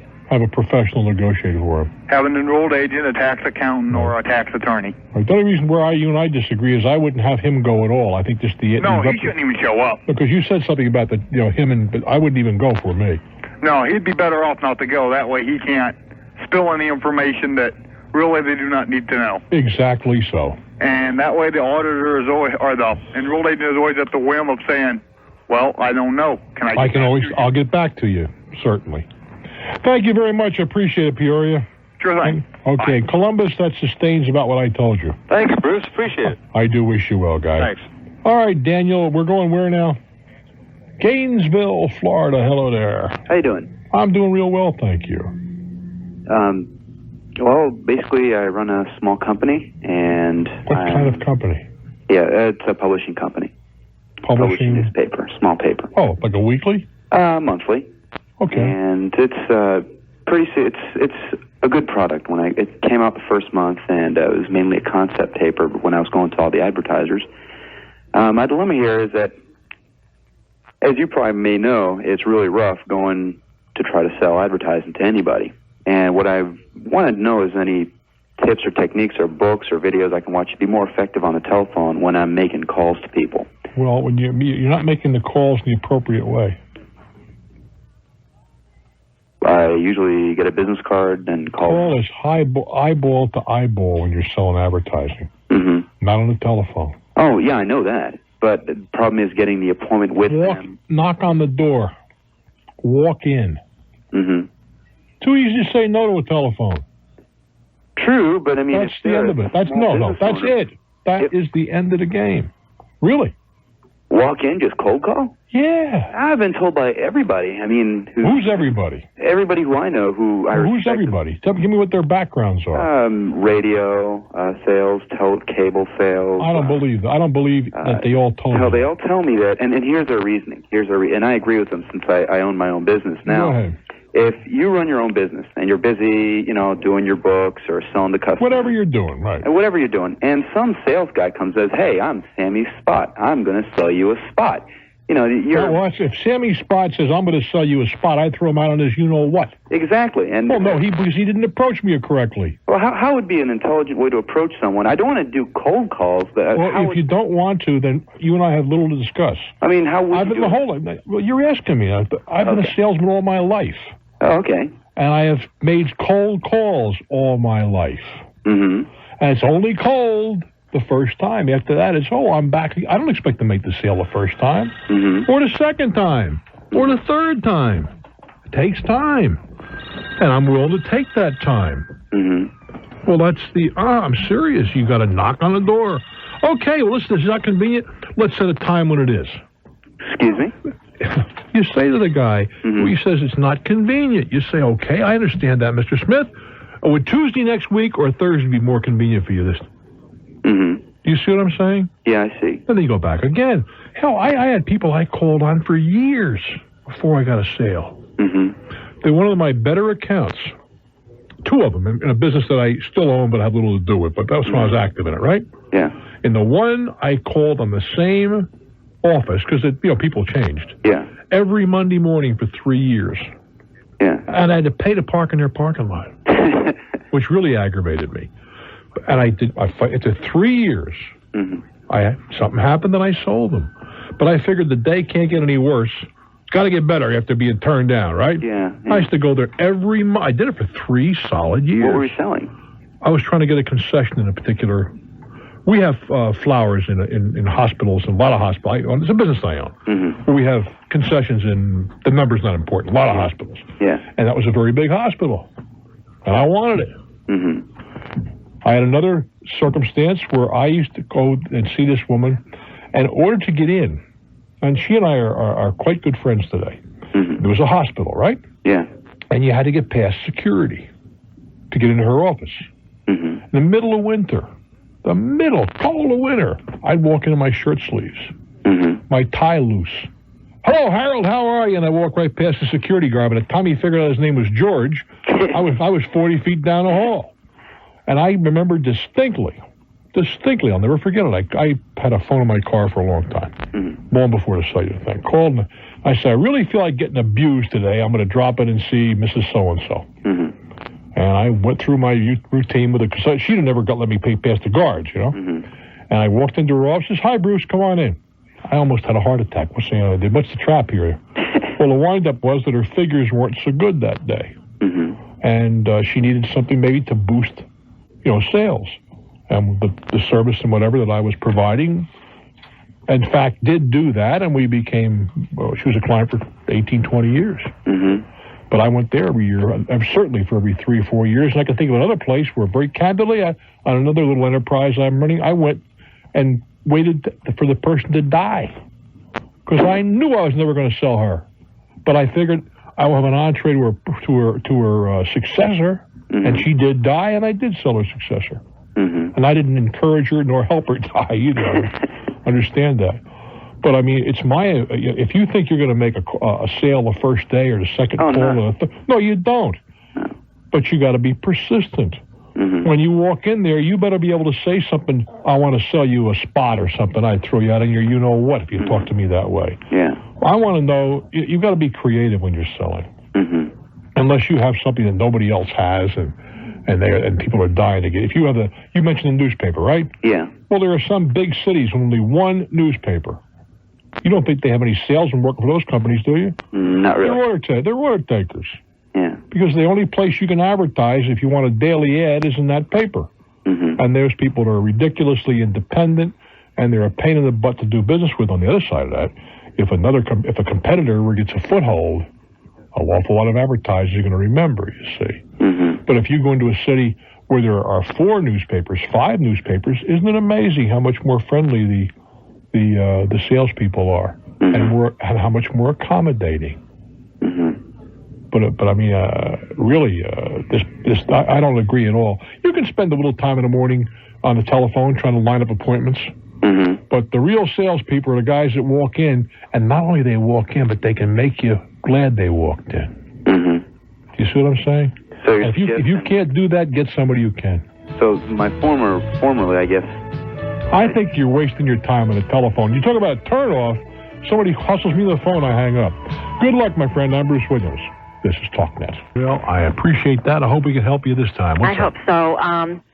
I need a creative solution, and what I've come up with, unless you can maybe come up with something better, I need to give you a little background first. I was seeing a counselor, a social worker, and you are or were? I was. What does that mean? I'm not anymore. I mean, how? I mean, reasonable? Just recently, or? Yeah, recently. And when I wanted to stop seeing him, he. Oh, I'm sorry. You were seeing a social worker, right? Professionally. Counseling, yes. Yeah. Okay, what did you think I said? I thought you said you were one. No. I was seeing one in counseling. I was in counseling with him.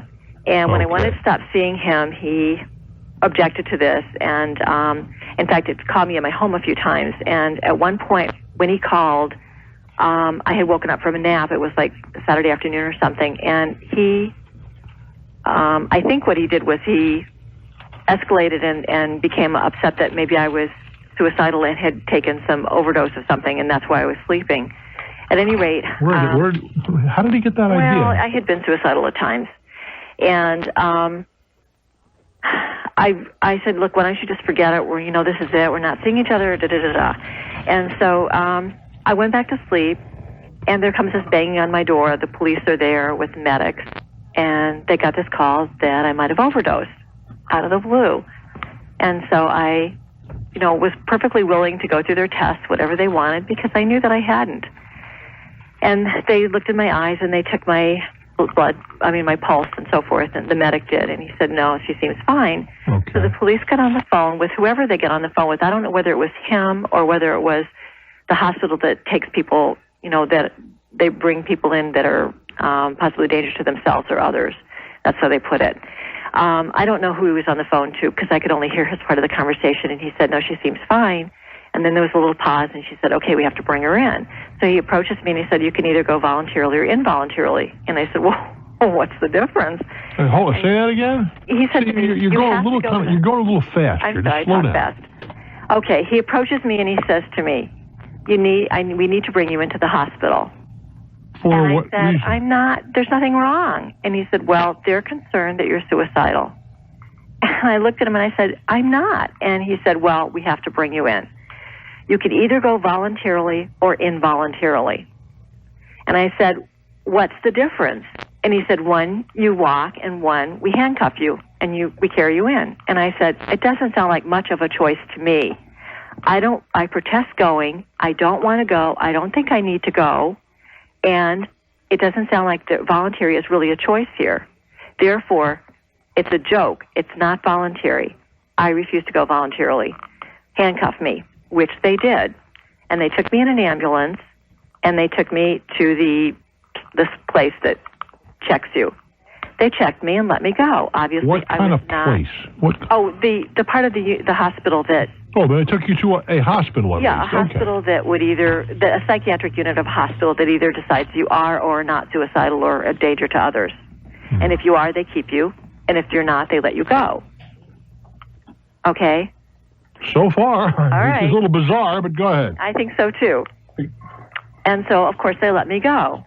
I convinced them that I was not suicidal and I was not going to injure anybody else. I was just taking a little nap, So a couple weeks later, I get a bill from the ambulance company for $400 for a 3-mile ride. And I called them, and I said, this should go to the people who ordered the ambulance. Who ordered the ambulance? And the woman said, the police ordered the ambulance. I said, well, then they should get the bill. No, it doesn't work that way. You took the ride, you get the bill. I said, I protested the ride. I did not want the ride. I would not have gone voluntarily. You took the ride, you get the bill. I said, so what happens if I don't pay it? And they told me that it goes to collection agency. I've talked to the counselor, and he doesn't have any opinion about this, and he had to go, and he was not willing to talk to me. I've tried to reach the people at the hospital who I think might have ordered it, if indeed the police were on the phone with them, and or ordered that I come in, rather, and they're never there. I think that they know that I'm calling to complain, and they don't want to talk to me. Well, so now they know my voice, and they won't, even if the person is answering the phone and I don't know it, they might say they're not there. At any rate, I have this $400 bill. If it goes to collection, I know that they're going to buy it for cents on the dollar, and I figure I might as well circumvent that. And I've been trying to find out what. Let's start out with a couple of fundamental questions. Do you have hospitalization? And does it cover ambulances? I don't know, because as far as I'm concerned, I'm not willing to put it through there. That may be foolish on your part. It may be. I didn't say it was. Well, foolish. I know that my insurance does have a lifetime limit, and I know it's up there, but it's still $400. I understand all that, but at least I would notify them there's a possibility of a claim. If it comes down to cases, let's assume that let's assume, for the sake of discussion, that they find out, you got to pay it. Wouldn't you rather your insurance pay it? Not if I can pay it for 10 cents on the dollar. Well, I don't think that's going to happen. And see, happen. that's what I want to know. What is the cents on the dollar that the collection agency purchased it for? Well, I don't know. No, first of all, wait. You're making a quantum jump here, which is not necessarily justified. Well, I think people use insurance companies because they think it's a free ride. You're making a jump that is not necessarily valid. I'm not here to tell you. All right. You're assuming that every time something goes to a collection agency, that it's been sold for 10 cents on a dollar. Well, I don't know that, and that's what I'm asking you. Oh, I'm telling you, that's not true. Okay. It's seldom true. The accounts that are sold for this nickel or a dime or whatever on a dollar are the deadbeat accounts. Mm-hmm. After they've already made every effort to collect, and they've written them off, then they sell them. Otherwise, the collection agency works on a percentage. What percent? What do you mean? I'm not sure it makes any difference. It's about 40%, but once it goes to collection, the collection agency's not going to give up their percentage. That's right. That's why I wanted to circumvent it going there and offer them the same thing the collection agency would. I mean, my credit is fantastic, and I don't have any problem, and I can always write a letter. No, hold on now. Are you going to sit down and you're going to tell me that you're concerned about your credit, so you're willing to pay for something that you didn't order? Is that what you're saying to me? Well, it depends on how much it would cost me. I can always let it go to collection and on principle and write a letter that has to go out with everybody who asks for my credit rating. That has nothing to do with principle, in my opinion. Oh, to me it does. Well, if it's principle, then fight it out. But fight it. Don't just wait till it goes to collection. I'm not waiting till it goes to collection. That's why I wanted to know what. But, honey, you just can't walk in and try to negotiate it on the basis of, well, I'm not going to pay you, so when it goes to collection, it's going to cost you. If you ever approached me with that, not only I would not. If it was one of my businesses, I would tell you one thing: we would never write you off, because I think that's an obscene approach. Now, you're saying that the whole bill is bad, that you never contracted for it. Now, I don't disagree with you on that. But in that case, I'm not going to pay it because I never contracted for the services, didn't want the services, protested the services, and all that good stuff. Now, I don't have any quarrel with you there. But the other approach, I have a great deal of quarrel about. As a business person? Yeah, business person or whatever. I just think that's an approach that would make me very unhappy. Well, I just figured that would be a way to get this thing settled so it doesn't hang on for a long period of time. On the one hand, you tell me it's principle that you didn't order. On the other hand, you want to settle it. Now, which is it? Well, I thought that would be a way to not involve my integrity, to keep my integrity with my principal, and yet just make the best of a bad situation. Well, we could disagree on that. We could disagree on that, I guess. I don't believe that bill is my responsibility. In that case, don't pay it. Well, that's what I'm trying to get to. If that's what you believe, and you really believe that, then don't pay it. All right, and then the end of that. When somebody pursues it, you tell them, this is why I'm not going to pay it. And then you go back and say, if you continue, if you wish to pursue the matter, then take whatever action you feel is necessary through the courts, and let them do it. But don't, on the one hand, tell me, I didn't pay it, but I want to negotiate a settlement. You can't have it both ways. I'm Bruce Williams. Okay. Thank you. Talknet. You're welcome. Binghamton, New York. Hello there. Hey, Bruce. Hello. Hi, how you doing? I'm all right, guy. What's up? I'm a big fan of yours. I've been listening to you for the past 2 years, and I've learned a lot, I'm proud to say. Well, thank you.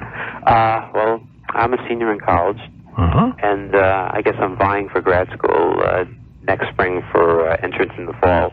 And the program that I'm most interested in is a 2 to 4 year program. For? I guess it combines a couple of different disciplines: environmental studies, public policy, and I basically eventually want to become like a private consultant for a food corporation who wants to jump on the bandwagon of environmental issues and stuff, good for the environment and all that. But the program itself, 2 to 4 years, like I said, and this is what, a master's program? A master's degree, yeah. And the whole cost is $30,000. And I was just wondering what your advice would be. You think I should try to complete it as fast as I can in 2 years, or should I extend it to 4 years? I'd get it over the way. I'd get it out of the way. Think so? Oh, absolutely. Get on with your life. I mean, let's face it. Why are you going to college to get the master's? Well, to get more options, probably. To get your ticket. Try to get your ticket punched. Yeah. Right? Well, get it punched. Get it done. Why horse around and take 4 years when you get it done in 2? I mean, it seems like a pretty ambitious program, but I'd get it done. I wouldn't hang around. So you recommend going to school full time and absolutely, getting without question, and a full-time job at the same time? Why not? That's true. I mean, I'm definitely one for working hard. Why would you want to fiddle around and waste time, which is what we're talking about, for 4 years when you can do something in 2? Life is not you don't have an infinite amount of time. Yeah, but I was just thinking, 4 years in the grad school, I might get more networking options. Oh, nonsense. How much networking do you get done in grad school? Grad school is getting your ticket punched. You're getting in the union. I was thinking along those lines anyway. That's what it amounts. I'm perfectly agreeable to discussing this with someone who doesn't agree with that assessment. But that's my assessment. Now, it's obviously, if you were going to be doing something in the technical area, medicine or whatever, same thing is true. It's just that you're getting it punched in a very specific way. You're getting training that it's going to take you a very definite way. But are you going to tell me that if you get a degree in finance, for example, that somebody can specifically tell me what you will have learned in 2, 3, or 4 years? You'll have been exposed to a number of things in the area of finance. That's all. Yeah, because basically, my undergraduate degree, I'm completing my BA, and I just need to complete certain science courses to basically help me get my ticket punched. That's what it comes down to. Yeah. All right, thanks.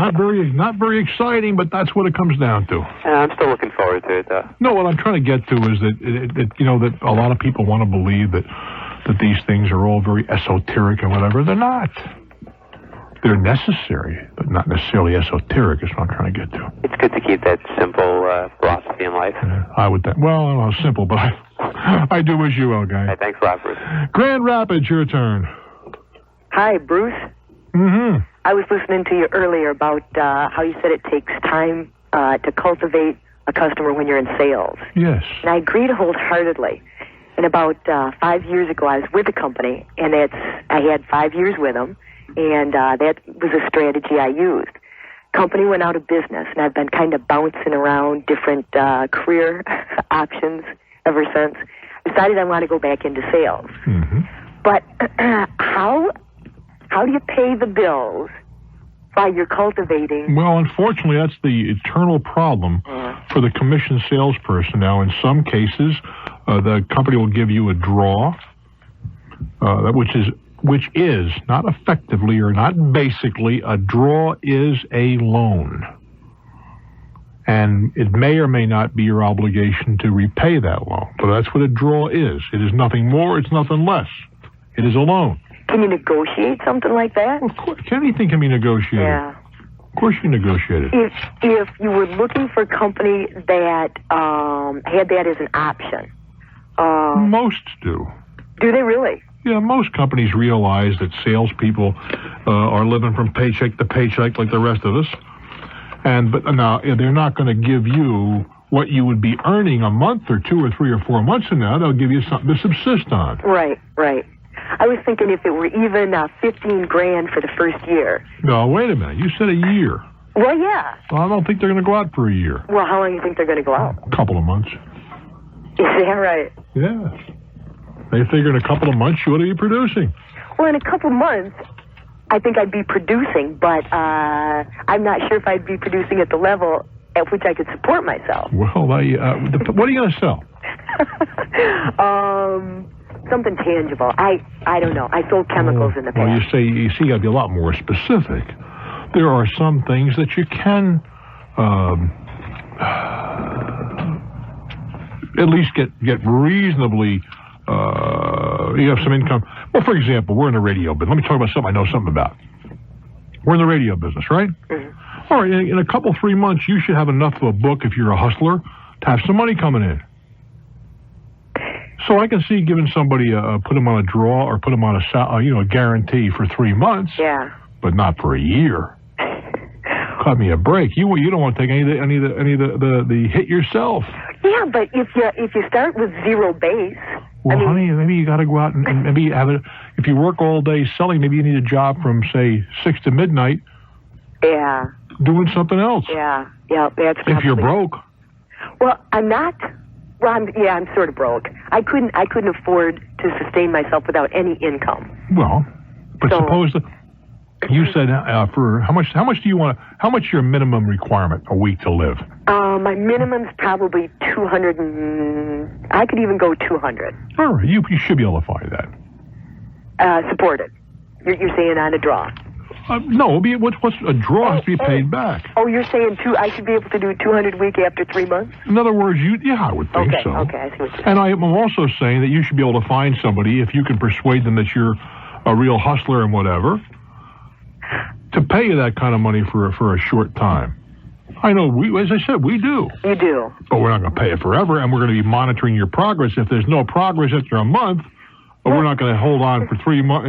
We got to see some progress. Well, you can understand true. But it's progress, yes. But by the same token, if you're laying groundwork, and I was never hard sells. I was problem-solving stuff. Maybe hard sell is what you need to be. I wish you well, love. Thanks. I'm Bruce Williams. Hang in for Talknet.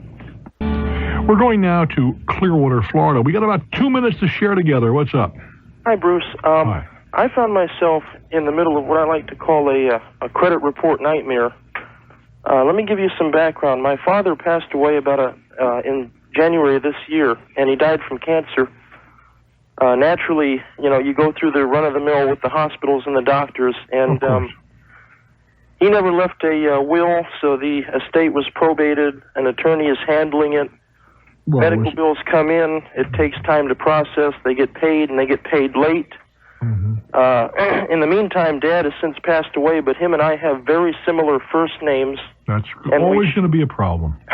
And we share the same last name. And guess what? All Dad's negatory information is on my credit report. Right. Now, all you can do is notify each of the primary credit reporting companies, TRW, Equifax, and TransUnion, that, and writing, of course, that your father, John Jones, is not the same as you, Jonathan Jones, even though you share, I assume, the same address. Yeah. But here's the point. If it was just, one or two items... It's going to happen all the time. I'm telling you. That's why juniors are a nightmare.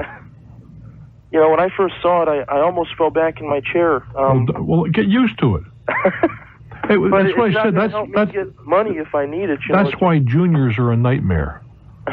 Really? I know. Same name, same address. How do you expect people to figure it out? It's going to happen. Now, just hear me out. I only got a couple minutes. A couple seconds. Write all three of those agencies and explain the difference that your father has passed away, that he had a different name, his Social Security number, and your Social Security number. And request them to be extremely careful as to the information that goes into your file. And that your father's, you can also add, if you wish, a footnote that the estate is being cleaned up as quickly as possible. But if you put that in there, that'll cut off the past, and when something shows up, you refer to that letter. I sympathize. I'm Bruce Williams. This is Talknet. Tulsa, Oklahoma. Hello there. Hi, Bruce. Appreciate you taking my call. Well, I'm glad you're here, kid. What's on your mind? I've had this question for some time and finally made a connection to ask you this. I own a business. I've had it for about 8 years. I've grown to 5 cities, all in the same state. What is it you do? A service business. Could you be a little more specific? Oh, sure. I'm in the staffing, temporary help industry. Okay. A few years ago, I had success in buying a building which we housed our home office. We outgrew that and we bought a bigger building. I come from a sales background. Bean counting is not my specialty. And one of our offices, we've outgrown the location that they're in. I'm looking at buying a building in that city. The problem is my CPA says, well, you can't charge more than market to yourself for rent. Well, that's hardly the case in this market. Why would you want to charge yourself more than market? Well, I wouldn't. Right. Why is that? I don't understand. Why was that even brought up? I don't know. I guess it's kind of a dumb statement. But my problem is, in that market, we've been paying about $4 a foot for the rent. I've got 2 buildings that I've looked at that look attractive. The branch office operates as its own profit and cost center, and the manager there makes her own decisions on rent. Within reason. Yeah. I've got 2 buildings. One is a prime location in the downtown community. It's an ex-bank. It's good location, a stable building. And they want $140,000 for it. It's a 5,000 plus square foot building. So it's, $28 a foot. To purchase. Yeah. And the other building's a little smaller, a little less money. It's 2,500 feet, and it's about 110. In either case... Wait a minute, a little smaller, it's half. Well, yeah. You have a master of understatement here. Okay. They're about the same. How much was the first one? 140. Yeah, they're not much more in price and double the size. Well, you've got, unless you do a lot of remodel work, you've got a lot of wasted space because of bank lobby and all the open area. I'm not going to be able to use all of it. I could probably get some secondary renters because there are some other entrances to the bank building. Mm-hmm. Well, you might have to spend some money improving it. So what? I'm trying to come up with what I'm going to have to charge myself in rent to... Look, let's not turn this into rocket science. Okay. If you own that building... Right. Well, let's take the bank building for the sake of discussion. All right. How much would I be expected to pay if I wanted to rent it from you? How much would I, given the market in the area? Put it another way. The building wasn't for sale, but you want that location. What would you have to pay for it? Rent. Well, probably $2,000 a month. Oh boy, you're making it hard. That's $24,000, and well, that's not so hard. It's $4.50 a square foot, or $4.40 a square foot. Right? Yeah. 5,000 square, 24,000 a year. Pretty close, aren't I? Yeah. Well, that's your number. If you're telling me that's what you have to pay for that space, that's the competitive number. Okay, but I don't need that much space. That isn't the issue. That's not the issue, is it? You said what the focus was, I thought, how much would I have to pay per square foot? Now, if you want to whack it up, you're wearing two hats here. Okay. You're the landlord and the tenant, but they really are two separate people, aren't they? Absolutely. Of course. I play landlord in my other building. Indeed. So if you want to whack it up and you take 3,000 square foot at $440 or $450, you get away with $450 a square, and then the other 2,000 square you rent to somebody else, hopefully. Now you may, as the landlord, have to put some improvements in there and make this happen. Some petitions, some separate meters, and the usual junk. Uh-huh. And then you just figure out how long it'll take to get your money back. But just take yourself out of the first picture. You're buying an investment property. Well, you got one tenant, that's you, but that's really beside the point. Right. That needs 3,000 square. This is certainly not an unusual situation, is it? Correct. Now you got to figure out how you get somebody else to rent the other 2,000 square. What do you got to do to make it happen? How much money do you have to spend? How long will it take you to get that extra investment back? That's what we're talking about here. Okay. Do you like owning your businesses or buildings? I have come to the conclusion, in more situations than not. I remember somebody telling me this a long time ago. I'm listening. That it was a brewery, as a matter of fact. And I said, how come it's, several $1 million building? He said, we're in a beer business. We're not in the real estate business.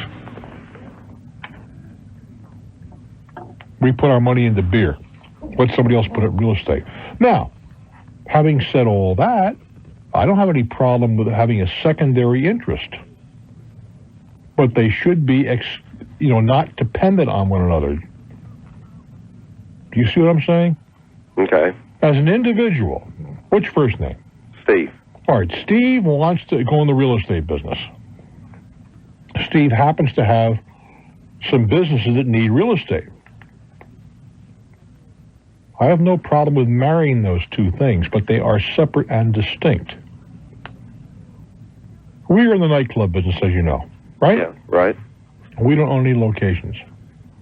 But that wouldn't preclude me, and I've discussed it with my partners, is me buying a building and leasing it to the company. But I have two separate hats. I'm going to be looking for a good lease on the one side.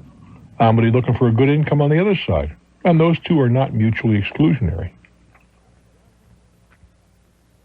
But they are separate. Do I like the idea of the business owning the real estate? No. No, not unless you have unlimited capital. No, my other building that I do play landlord to, I own it personally, and then the corporation is a tenant like others are. Right, I have no problem with that. But what you're doing is you're going to a second or third business. That's all. But it should be a standalone deal. You put your finger on it. I don't know how independent you really want to make your managers, nor do I know, in truth, how independent they are. But you said the manager over there has a choice. They can ultimately say no. Is that real? That is very real. All right. So you say to her, empowerment. That's a buzzword of the '90s. Okay. Well, we really tried to do that. Delegation is what I was, but it doesn't really matter. Okay. What I'm trying to get to, you go to the Mary Jane, look, here's the deal. Are you interested? And she's looking for the best deal to make her profit center look good, right? Right. That's a good check and balance. I have no problem with that. As long as you treat them as two separate entities. Okay. You're a wise man. I appreciate your input. Well, you're very kind. Thank you. Take good care, guy. I'm Bruce Williams. This is Talknet.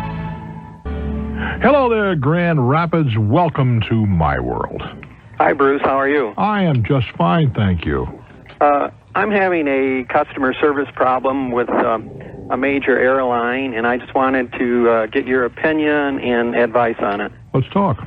I booked a cruise for myself and my family. There's 6 of us traveling, and it was booked on one of the major, through a travel agent on one of the major cruise lines, and we're flying on a major airline. We're trying to get a seat assignments on the airline, and they refuse to give us advanced seat assignments. They're telling me I have to wait until we get at the gate on the day we're leaving. Why is that? Well, they're saying after much discussion, it turns out they have 25 seats available on this flight. And first they were telling me they were exit rows, and they can't book exit rows in advance. And I could understand that. Why can you understand that? I don't understand that at all. They were saying that without seeing people and making sure, I don't know, I'm accepting what they told me. Well, yeah, they want to see that you're not... You're physically able to do this, but obviously but they can always move you. Yeah, these are not all, exit rows. So I asked them to tell me how many seats they had available on the flight, not counting first class. Well, it turns out they have 25 seats available. What kind of an airplane? I believe it's a 727. Okay. But after quite a bit of discussion with them, they said, well, really what it amounts to is they're holding them for higher paying passengers. That's true. And they told me, they came out and told me that. And because the airline, you got a fly-in cruise package, right? Yes. And the airline, and the cruise companies get very, very inexpensive seats, relatively inexpensive. And of course, that's passed on to you in the form of the package. And what they're saying is that they want their higher-paying customers to have a seat choice. But I guess this is where I disagree, that first of all, I paid for 6 seats. They decided what they were going to sell these seats for. I had nothing to do with that. I don't even know how much, we're paying for those seats. You don't really care. And I don't really care. But I'm buying 6 seats on that airplane, and I'm calling in advance, and they're refusing to assign the seats to me. Well, I don't think you're going to have a big problem, to tell you the truth. Well, I called the customer relations department at the airline today, and after being put on hold for several times and calling back, I finally got to a customer relations supervisor, and he said, well, there's nothing we can do about it. Well, what I'm trying to get to is I don't think you're going to have much of a problem. Yeah. I guess it just bothers me on this. I'm a frequent flyer in this airline and a member of their club. Did you mention that to them? And I mentioned that to them, and they said, well, it really doesn't make any difference. I just wondered if I know you had take a lot of cruises, and if you've ever had experienced anything like this. I've never had this problem, but I don't think it's going to turn into a big problem for a couple of reasons. First of all, when you get to the day of the flight, all right? You mentioned that you belong to their club. Mm-hmm. When you say club, you mean the club rooms? I know. I'm talking the Frequent Flyer Club. Oh, no, that's not a club. Okay, well, the Frequent Flyer program. Yeah, but that's not the club. No, I'm sorry. Do you know what I mean by the club? I don't want to mention the name. Yeah, you can mention like Continental has the President's Club. Okay, or Red Carpet. The Red Carpet is with Delta, right? Doesn't really matter. Yeah, I think that's United. The reason I mentioned that because in the club room, those people can be very accommodating. Oh, I see. Okay. And they'll work out the seating. No, I do not belong to that particular club. Right. Well, the fact is, though, when you get down there, you're traveling with what, children as well? Yeah, there's 6 of us, and there is one 6-year-old child with her parents, my son and daughter-in-law.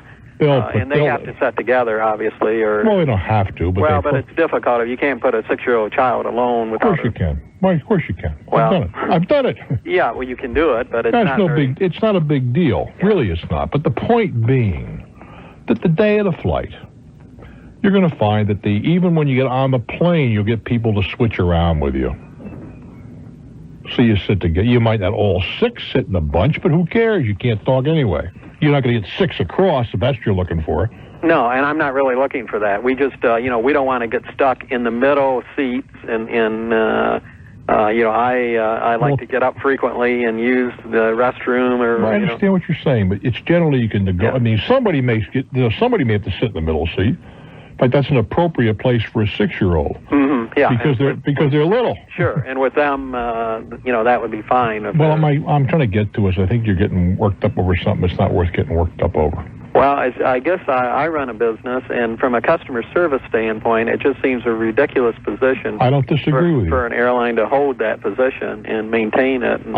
We have nothing to argue about there, but I think there are times when it doesn't make a whole. How long away is this flight? This coming Saturday that we leave. And, all you do is I get there a little bit early.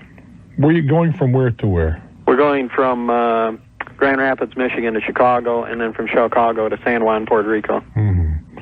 I think if you get down a little bit early, you're going to find that the agent there can accommodate you, and if they cannot, you're a reasonable guy. When you get on the plane, you talk to the chief flight attendant. I forget what they call. I guess that's they call him, chief flight attendant, whatever. And you explain the circumstance. We're a family traveling together, and we'd like to do a little bit of trading around. And ordinary, I've never had a time when I couldn't make a negotiation of that kind. Mm-hmm. I even do it with a dog. Mm-hmm. Really. When Mickey travels with me on a 727, the best seat in the house is 1B in first class. All right? Mm-hmm. That's where I like to sit. But the only problem with that, there is no under the seat. It's on the bulkhead on the aisle, right? Mm-hmm. I always negotiate with somebody to stick Mickey under their seat until takeoff, then I bring them up with me and then put them back there at the end of the flight. People are usually quite accommodating about that. I wouldn't lose a lot of sleep over it.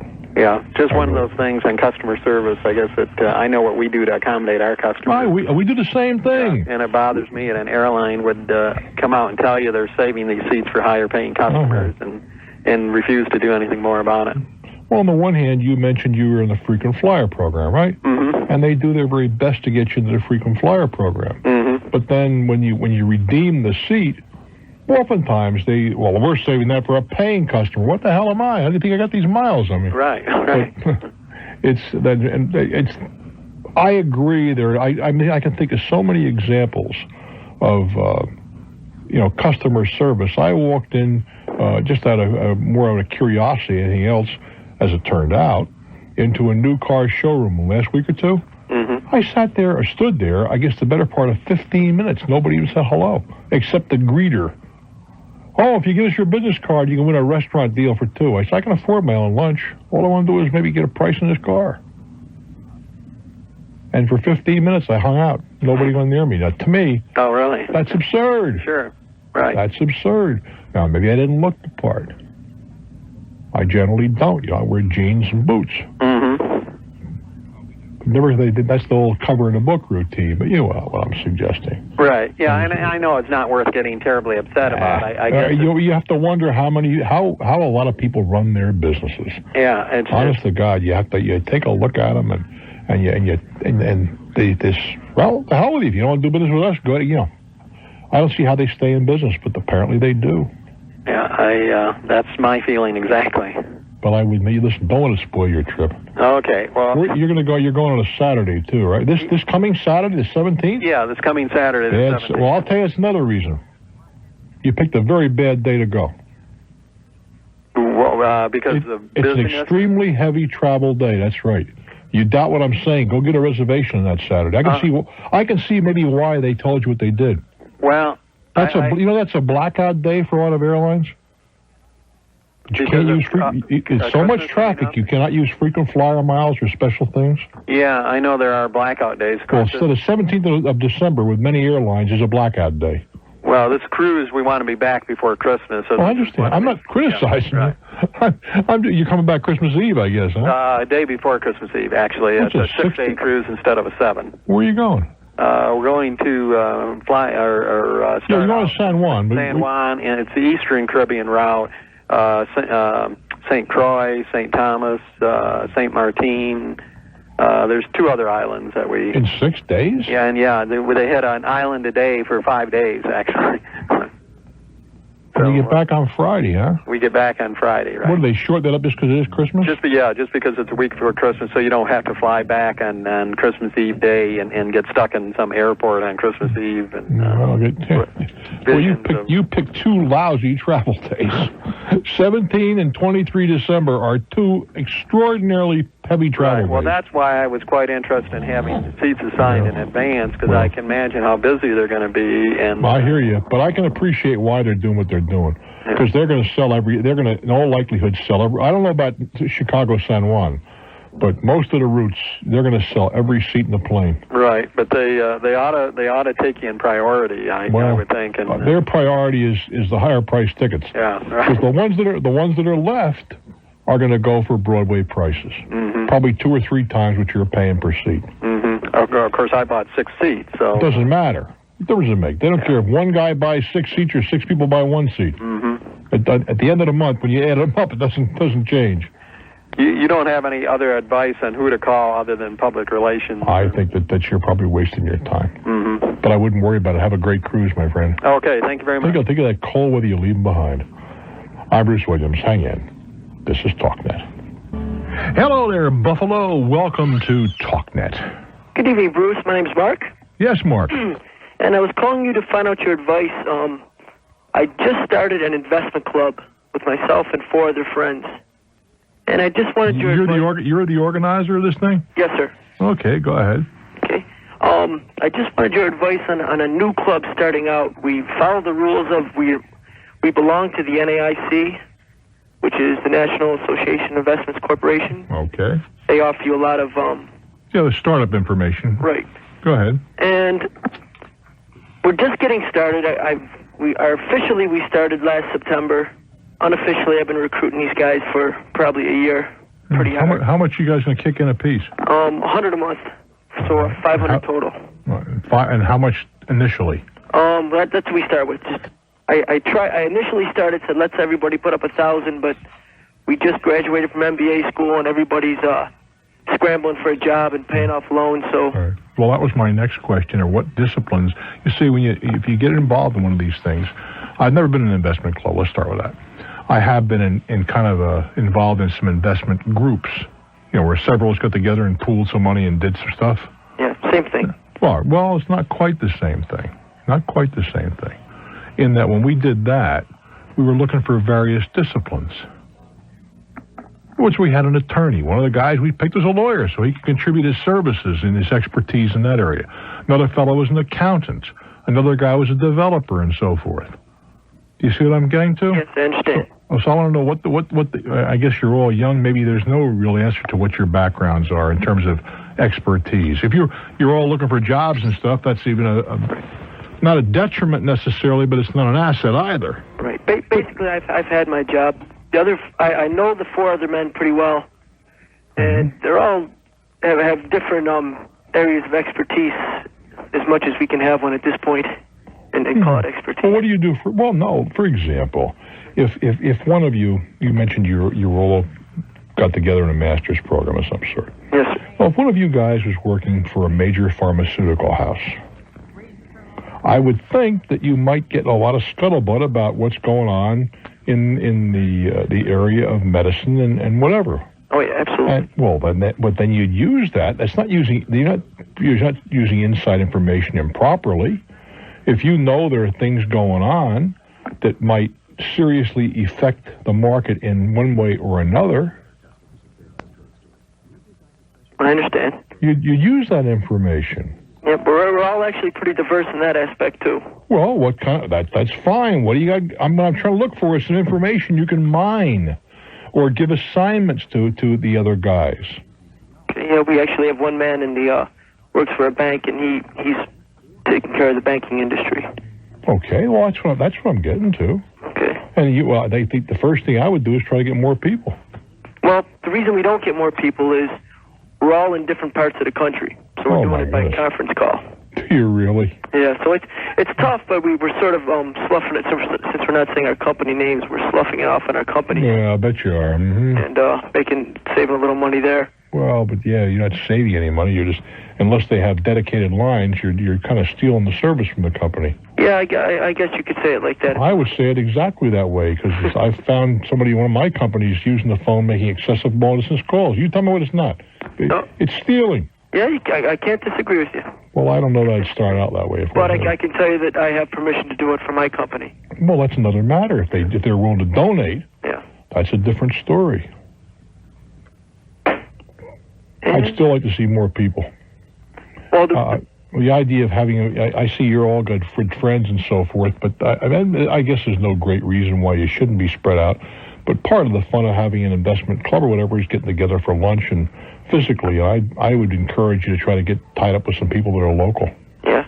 Well, the reason it doesn't really bother me that we don't have more people is, as you know, you open a dividend reinvestment program stock, and you buy one or two stocks, so my $100 really isn't going to be any more diversified whether we have 5 or 20 people. Well, yes, but you have a much better, if you had 20 people, you may have a better shot at the big hit. With more information is what I'm trying to get to. The more people, isn't that what investment clubs are supposed to bring, aside from the social activity? To bring to bear the more information. The more that the members can bring into a meeting in contributions of personal, that's what they're bringing. Hell, what difference does it make, as you point out, if you're each putting $100 in, you're still going to have what that represents to the whole. Right. But the idea of getting more people involved so their knowledge is helpful, I think makes a lot of sense. Well, either way, it's good to see you investing at a young age. That should pay dividends in the long run. I hope so. I do wish you well, Guy. Thank you, sir. I'm Bruce Williams. This is Talknet. Belpre, Ohio. Hello there. Welcome to Talknet. Good evening. I hope you get rid of your bug before the holiday. Boy, you and me both, from your lips to God's ears. Bruce, I'm a minority common stockholder in the company. Mm-hmm.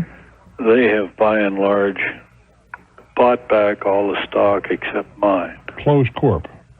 Yes. Mm-hmm. They advised me that here's X number of dollars per share, about half of what the book value is. Mm-hmm. And here's a check for it, and for all purposes, you're no longer a holder of stock in our company. How did they come to that price, and for what? Well, they justified it on the grounds that, the letter came from the CEO, and he said that his board of directors advised him to take this action. But I have to talk kind of quickly because time is a problem here. How did you acquire the stock? I bought it over the years since 1952, having been an employee of the company back then. That was way back then. That's right. But who's been selling it to you after you left their employ? I'm sorry? Were people selling it to you after you left their employ? No, they did not. Oh, you just got this while you were an employee? While I was employed, yes. Uh-huh. I bought it from various people in the public. Oh, you did then? It didn't all come from them? No. That's what I was getting to. No, it did not. Well, how much of their stock have they bought back at that price? I'd say about 49% of it. Well, then there are an awful lot of other people who were willing to sell at that price. Except me. Well, that isn't the issue. There were a lot of people that were willing to accept. Very definitely, because it wasn't all that marketable with their. Well, that may establish the market price, is what I'm getting to. Okay. The fact that people were a willing buyer, willing seller. Sure. But without regard to the book. Yeah. How much are we talking about? How much money are we talking about? Oh, $16,000. Difference, in your opinion and their opinion. $200 a share. Pardon? At $200 a share. How many shares do you have? 80. And you say it's worth $32,000? Well, I say it's worth, the book value is $450. Well, what does that work out to? 80 times 8? Over double. Double what? Over double what they offered. Well, they're offering you what, 16? They offer me, yes. And that's what, I was right then. They offered you 16 and you think it's worth 32. Yes, sir, right. Is what you're saying. Now, how do you arrive at the book value price real quick? On their profit and loss statement. Could you support that? That's on their balance sheet. Uh-huh. They advised me that in their letter. That what? That was the book value. Is that right? Well, you might want to talk to an attorney and see if it's worth litigating. With such a limited market for this kind of a security, it's sometimes very difficult to establish what is a legitimate price. And the fact they bought a ton back at 16 is going to work against you. Good luck, my friend. I'm Bruce Williams. This is Talknet. Could I ask you one more thing? Sure. It's about specialization. Go ahead.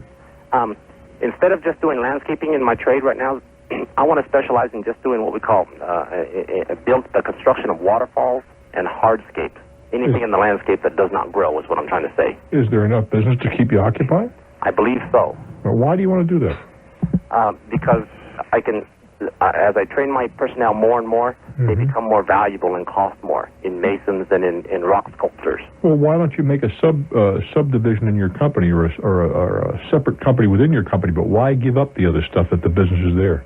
Because as I raise my employee wages and everything to accommodate the specialty I go into, they're too expensive to use for. Well, what makes you? Why do they have to be the same guys? Why can't you hire other guys that don't get upgraded? They stay there and they lay sod. Because then I would have to hire more foremen or something like that. So what? It's all a question of dollars. If you can make it pay, if you got a division that can make money, why would you give it up? If not making money, give it up. That's true. If you can, I have a close friend who was in the landscape business, big time. You know, like 80 to 100 trucks alone, big time. It's like, let's take the irrigation, right? Right. It's a separate, entirely, complete separate corporation within a corporation. True. They do nothing but irrigation. You have lawn maintenance and that kind of stuff, and he maintains a ton. Separate, distinct organization within the organization. They don't take the guy from irrigation and put him over there putting in a waterfall. He's an irrigation guy, the other guy's a waterfall guy. And you look at each one on its own merits. Keep them where they belong. Exactly. You don't think that for a moment that if Ford has a guy screwing fenders on or whatever, however they put the fenders on, that suddenly arbitrarily say, well, we need a man over there and assembling engines or putting in headliners or in sales promotion, just arbitrarily yank them out of there. That's foolish. You can't do that. You may promote them up the hard way or the long way, but not arbitrarily. I understand. I do wish you well, kid. Thank you. I'm Bruce Williams. Hang in for more. More Talknet. Walla Walla, Washington. Hello there. Hello. Yeah, this is Walla Walla. This is Chris calling. Bruce, I'm a first-time caller. I just want to say that I really enjoy your show, so I'm glad I got through. Thank you, Chris. You bet. Bruce, I'm a graduate student out here in Washington. I'm at the WSU in Pullman. And like a lot of other undergrads and grads, I've taken on some considerable debt for my education. Took on about $10,000 last year, and looking at taking on about another $14,000 on this next year. How much is your tuition and stuff? Well, the tuition is running around. Let's see, for the grad school is per semester, it's about $2,500 per semester. Yeah, that's $5,000 a year. Yeah, $5,000 a year plus your living expenses. Can I ask you a stupid question? Sure. Why aren't you working to provide your living expenses? I am. That's a good point. How much do you earn? Working about last year I worked about 30 hours a week at nights and made roughly about $8 an hour. All right, that's working retail. That's $240 a week. Right. And why did you have to borrow another $14,000? Well, this next year, I'm looking at borrowing the 14. Well, I guess I should say 14 is what is available to me this next year to borrow. That doesn't mean you should borrow it. That's true. I agree with that. I'm taking on some further. I just got married about a month ago. Yeah. And my wife and we'll have 2 children next year to go up to school. But that's just the available money that I have available. Well, hold on. Where you just got married. Where did the 2 kids pop from? Well, my wife has 2 children. Oh, okay. So is she employed? She is. She is employed, and we're looking at. What does she earn?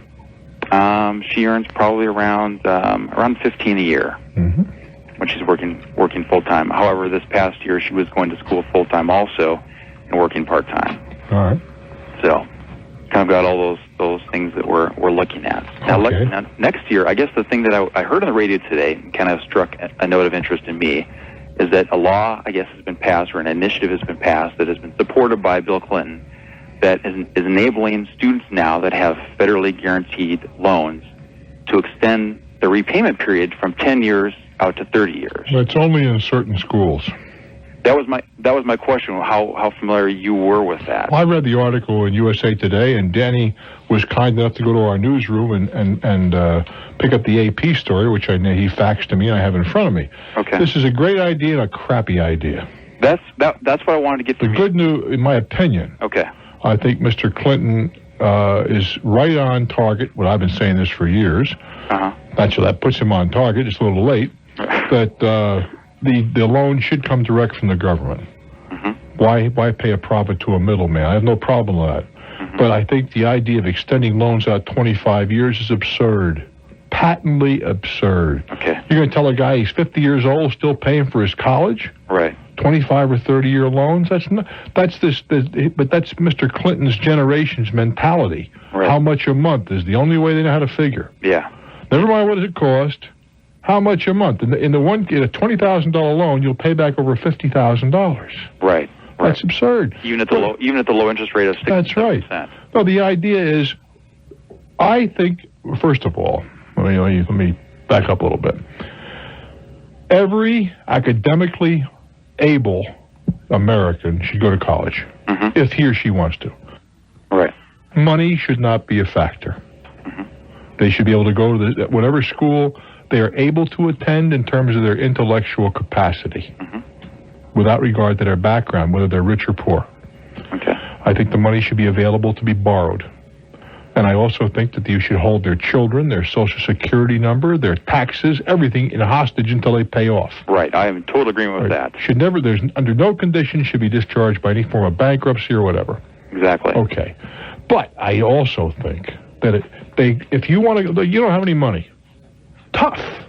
You didn't get born in the right family. That's too damn bad. You're poor. I don't care about you. Right. I had the same problem. I picked the wrong family. Sure. Didn't have any money, so I had to pay for my own college. I was stupid. I should have got switched to the hospital. I know there was a Rockefeller there someplace, and I'd be rich and famous, you see? Yeah. If you're looking for equity, it's not there. But to encourage people to take the easy way with low payments is out and out stupid, because why not take a kid like, how old are you? 25. Okay. You say, look, Chris wasn't Chris? Yeah, Chris. Okay, you say, Chris, it's good that you get an education. It's good that you get an advanced degree. Right. But you're going to live like a sharecropper for the next 5 years to pay for it. Right. You have to drive an old car and have one decent suit of clothes, and the rest of the things you have holes in them, and they come from a secondhand store. And when you're 32 years old, you can start to live like a human being. Yeah, right. There's nothing wrong with that. Yeah. Nothing in the world wrong with that. We've got this business. What happens frequently is kids, and I'm using the word kid maybe a little loosely, but they want to live like their parents. Yeah. They want to live in the same neighborhood. Yeah. Well, you didn't earn the right to live in that neighborhood. Yeah, that's right. Simple. When my eldest son bought his first house, his mother and I were married at that time, and Matthew bought a house in a neighborhood where you had to be a little careful at night. Okay. And all the houses were on the rundown side and so forth. And my wife came to me and said, she was in tears, said, a boy from a nice neighborhood, from a good family, with a good education, living like this. Yeah. And you encouraged them, with a pointed, the bony finger of indignation at me. I said, you're right. I certainly did encourage him, because this is what he can afford. Yeah. Well, I said to her, if you remember back a few years, where did we live? Yeah. We didn't live as good as he's living. We live in a third-floor walk-up. Because that's all I could afford. And that was good enough for us, and we managed to muddle through that time when we had to eat a lot of tuna fish and drove old cars and crappy clothes. And I don't think it did our character the slightest bit of harm. Yeah, and I'm not worried about that either. Of course not. I'm saying... My feeling is I want to, I'm definitely, I want to preserve my credit rating. I have an excellent credit rating now. I plan on keeping that, in the future. And no matter what it takes, I'll pay back those loans. But do you think there would be some equitable middle ground that could be reached? Let's say let's not keep it at 10 years, but... Well, I think 10 years is too long even, Chris. You do? Yes, sir. Okay. Yes, sir. I think that we're trying to make it too easy. And this isn't, senior citizen talking here. It's a pragmatist. Mm-hmm. It's very similar to when I tell people, which they don't want to hear, if you can't afford to pay for a car in 3 years, you can't afford to pay for it. Yeah.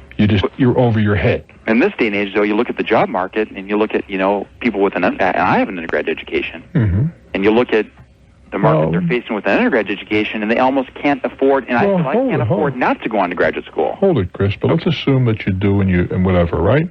Okay. This is where maybe I part company with a lot of people. I don't know if I'm going to part company with you. I got a feeling I'm not. Okay. Okay, so you're making whatever the number is, and you're just overwhelmed because you do have to eat. I understand that. Sure.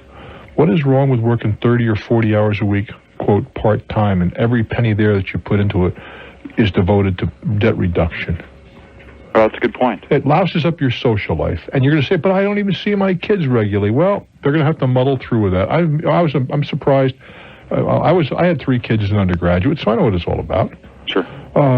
You have to ration your time, and you have to decide what you can afford to do and what you can't afford to do. Yeah, that is not easy. No, it's not. But who in heaven's name ever said it should be? No one said it was going to be easy, though, Bruce. Exactly. Nobody ever told me it was going to be. See, I was a damn fool. I had a football scholarship.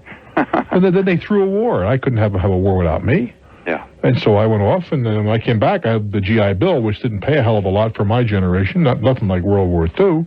Nothing like they're paying now, as a matter of fact. And we were kind of caught in the middle. We didn't get a hell of a lot, which is all right. Yeah. I saw Mr. Rowan's column yesterday where he said the GI Bill was a form of welfare. Boy, he must be smoking Lefty Luckies, that guy. And he said, well, people that never saw a shot fired in anger got the GI Bill. That's true, but they were still, unlike our current president, willing to go and did what they had to do, or more importantly, did what they were told to do. And I don't quarrel with the fact that GI Bill was a great investment in the country and those individuals, but I still think that these guys earned. I mean, I happened to get my time where they were shooting at people. But that's the way it came down. There were a lot of guys who didn't. Are they to be condemned because they were in the military but went to Germany instead of Korea in my case? No. The point being, nobody ever said that life is fair or equal. You make the best of it. And the idea of stretching college over 25 years, I believe, is patently absurd. Good luck, Chris. I'm Bruce Williams for Talknet. If by any chance you'd like a copy of this or any Talknet presentation, it's easily done. $6.95 to Lion, Lion, recording, P.O. Box 962, Washington, D.C., 20044. Please be certain to give not only the date, but the time of day you heard the program. Delta, Colorado, hello there. Hi, Bruce. I appreciate you taking my call. Not at all, my friend. What's up? First-time caller. Been listening for a short time. Where my wife and I are first-time homeowners, and on the drive back and forth from work to my new house, we listen to your program, and that tends to be for about the last month and a half now. You're a new listener. Yes. We need those. Yes. If we get 2 more, that makes an even dozen. Unfortunately, I didn't listen to your program before we purchased a house. Therefore, I will say there was no attorney involved. So let me kind of tell you some of the problems we're having and see if you can steer us in the proper direction. Let us talk. We went to a real estate agent and said, hey, we're FHA pre-qualified, and set out some of the things we were looking for, our price range, most importantly, and said we were kind of looking for a 3-bedroom house, and, kind of told him some of the basic requirements. He showed us several properties in the area, and we saw one and said, hey, that looks pretty good, and made an offer on the house. The offer was accepted. We went back to our lender. No negotiating, that was it? The offer was accepted? We offered a little below what they were asking because the market here has been very good lately. And, houses are drawing basically asking price. We asked a little below, and they were asking 51. We offered 50, and that's kind of where we ended up at. Okay. Went back to our lender and said, hey, everything's fine. And they said we have to do a credit check and an appraisal to make sure everything's going to go through. We said, okay, fine. We were a little concerned about the credit check and wanted to make sure the house appraised out properly. Why were you concerned about the credit check? Oh, we've had some trouble in the past, some trouble with a car company that we ended up settling after dealing with some attorney generals in several states and things like that. So there was some stuff that had been bad on the credit report that the car company hadn't quite cleared up yet. So we were concerned about that. But that was taken care of, no problem on the credit check. Everything went through fine. Got the appraisal back, looked through the appraisal and said, okay, yeah, this looks like everything, seems to be okay. Passed it off and said, okay, fine, and turned in all of our money and went to a closing and owned a home. We were here for about 3 weeks. A gentleman came to the door and said, hey, I want you to sign this petition to rezone your property from industrial to residential. I said, I'm not zoned industrial. He said, sure you are. I said, no, I'm not. Look, here's my appraisal right here. It says residential single family, legal conforming use. He said, no, you're zoned industrial. And I figured, okay, somebody made a mistake. So I went back. If somebody made a mistake, what? Well, somebody made a mistake on the, on this zoning. Well, obviously there was a difference. There was a discrepancy either on what this guy is saying or alternatively what your appraisal said. We checked with the city and we are zoned industrial. All right. But you didn't do that before, though. No, we had checked with, we checked the county. We went down and checked the records, make sure there were no liens and things like that. But you didn't check but you didn't check the zoning. No. Okay. No. I figured, okay, somebody made a mistake. What difference does that make? Wait a minute. I'm not sure what you're saying. Somebody made a mistake. What does that mean? The appraiser made a mistake, and the agent didn't say anything about it. And being FHA or FHA qualified, that means there's some more hoops that FHA has to go through to get you approved. They have to get a letter from the local government saying if this residence that's on an industrial property happens to burn down, we'll allow them to rebuild. Yeah. That letter was never obtained in our case because FHA went off of the appraisal and assumed it was residential. Go ahead. I asked the guy with the petition, well, why would I want to sign that? He says, well, they're planning on putting this truck bypass right here on this street. And I thought, oh, boy. And that's not something they could do if it was residential. Why not? Well, with a residential property, they'd have a more difficult time doing it. Yeah, I feel we'd have more ground to stand on and that say, may be, but I don't think that would necessarily preclude it. That's why I asked the question. Not entirely. But in talking to the city, they say, okay, we've been talking about some additions, and we talked with our seller about doing some additions to the house and building a garage and things like that. And they said, yeah, that's, great ideas. We thought about it. We just want to move into the country. I went to the city and talked with them about it, and they said, well, it's zoned industrial, and it's a you're a non-conforming use. It's not going to happen. You can't expand the non-conforming use. Right. Absolutely. Right. But, no one told us that going in. Unfortunately, Tiger, that's up to you to find out. We're back to the same thing. Nobody told us. Nobody has an obligation to tell you that I know of. Well, I understand that. But does the real estate agent have an obligation to tell us the zoning? No. What he has an obligation to do is pass on the information that his client, not you, his client gave him. In Colorado, that's different now. Well, wait a while. But I know he has some fiduciary responsibility to you, too. Mm-hmm. But he also, if you look at the documentation, unless I'm wrong, and please correct me, it will say something to the effect that we do our best to obtain the accurate information, but we rely on what the seller tells us. Well, he had the multiple listing guide, which does say industrial zoning. Is that right? Yes, and we never saw that. But we're not supposed to see that. That's, according to the MLS people, confidential. I don't know why that is. That's to protect them. If there's a mistake made or something like that, that's to protect the MLS people from becoming involved. So you're saying that the information was there and he didn't give it to you? Yes. Well, in that case, you may have an action against him. Okay. We also, on this, had it been appraised as industrial, would most likely not have met the amount that we paid for it. Who did the appraising? I mean, was it FHA appraiser or someone you hired? Yes, an FHA appraiser. So they missed it too? Yes. Yeah, but not an FHA employee, though? No. Just an FHA, someone who the FHA hired or you paid for? Sub-agent, yes. Yeah. Well, you might have an action against them too. And there was a disclaimer on that appraisal that said, gee, we'd like to be as close as possible, but if we're a little off. Yeah, but that isn't the price is not what we're talking about. That's a subjective thing. Okay. The zoning is objective. Okay. And that's why oftentimes you can't see the appraisal. Right. The reason is because the appraising companies do not want to be responsible to you, which is understandable. Right. Well, we've spoke with an attorney, and he's kind of pointed us in the direction that you have, that we ought to pursue this a little bit. And I just wanted to make sure that we're on the right road. Well, the two people looks like to me that you may have some redress are the appraiser and the real estate guy.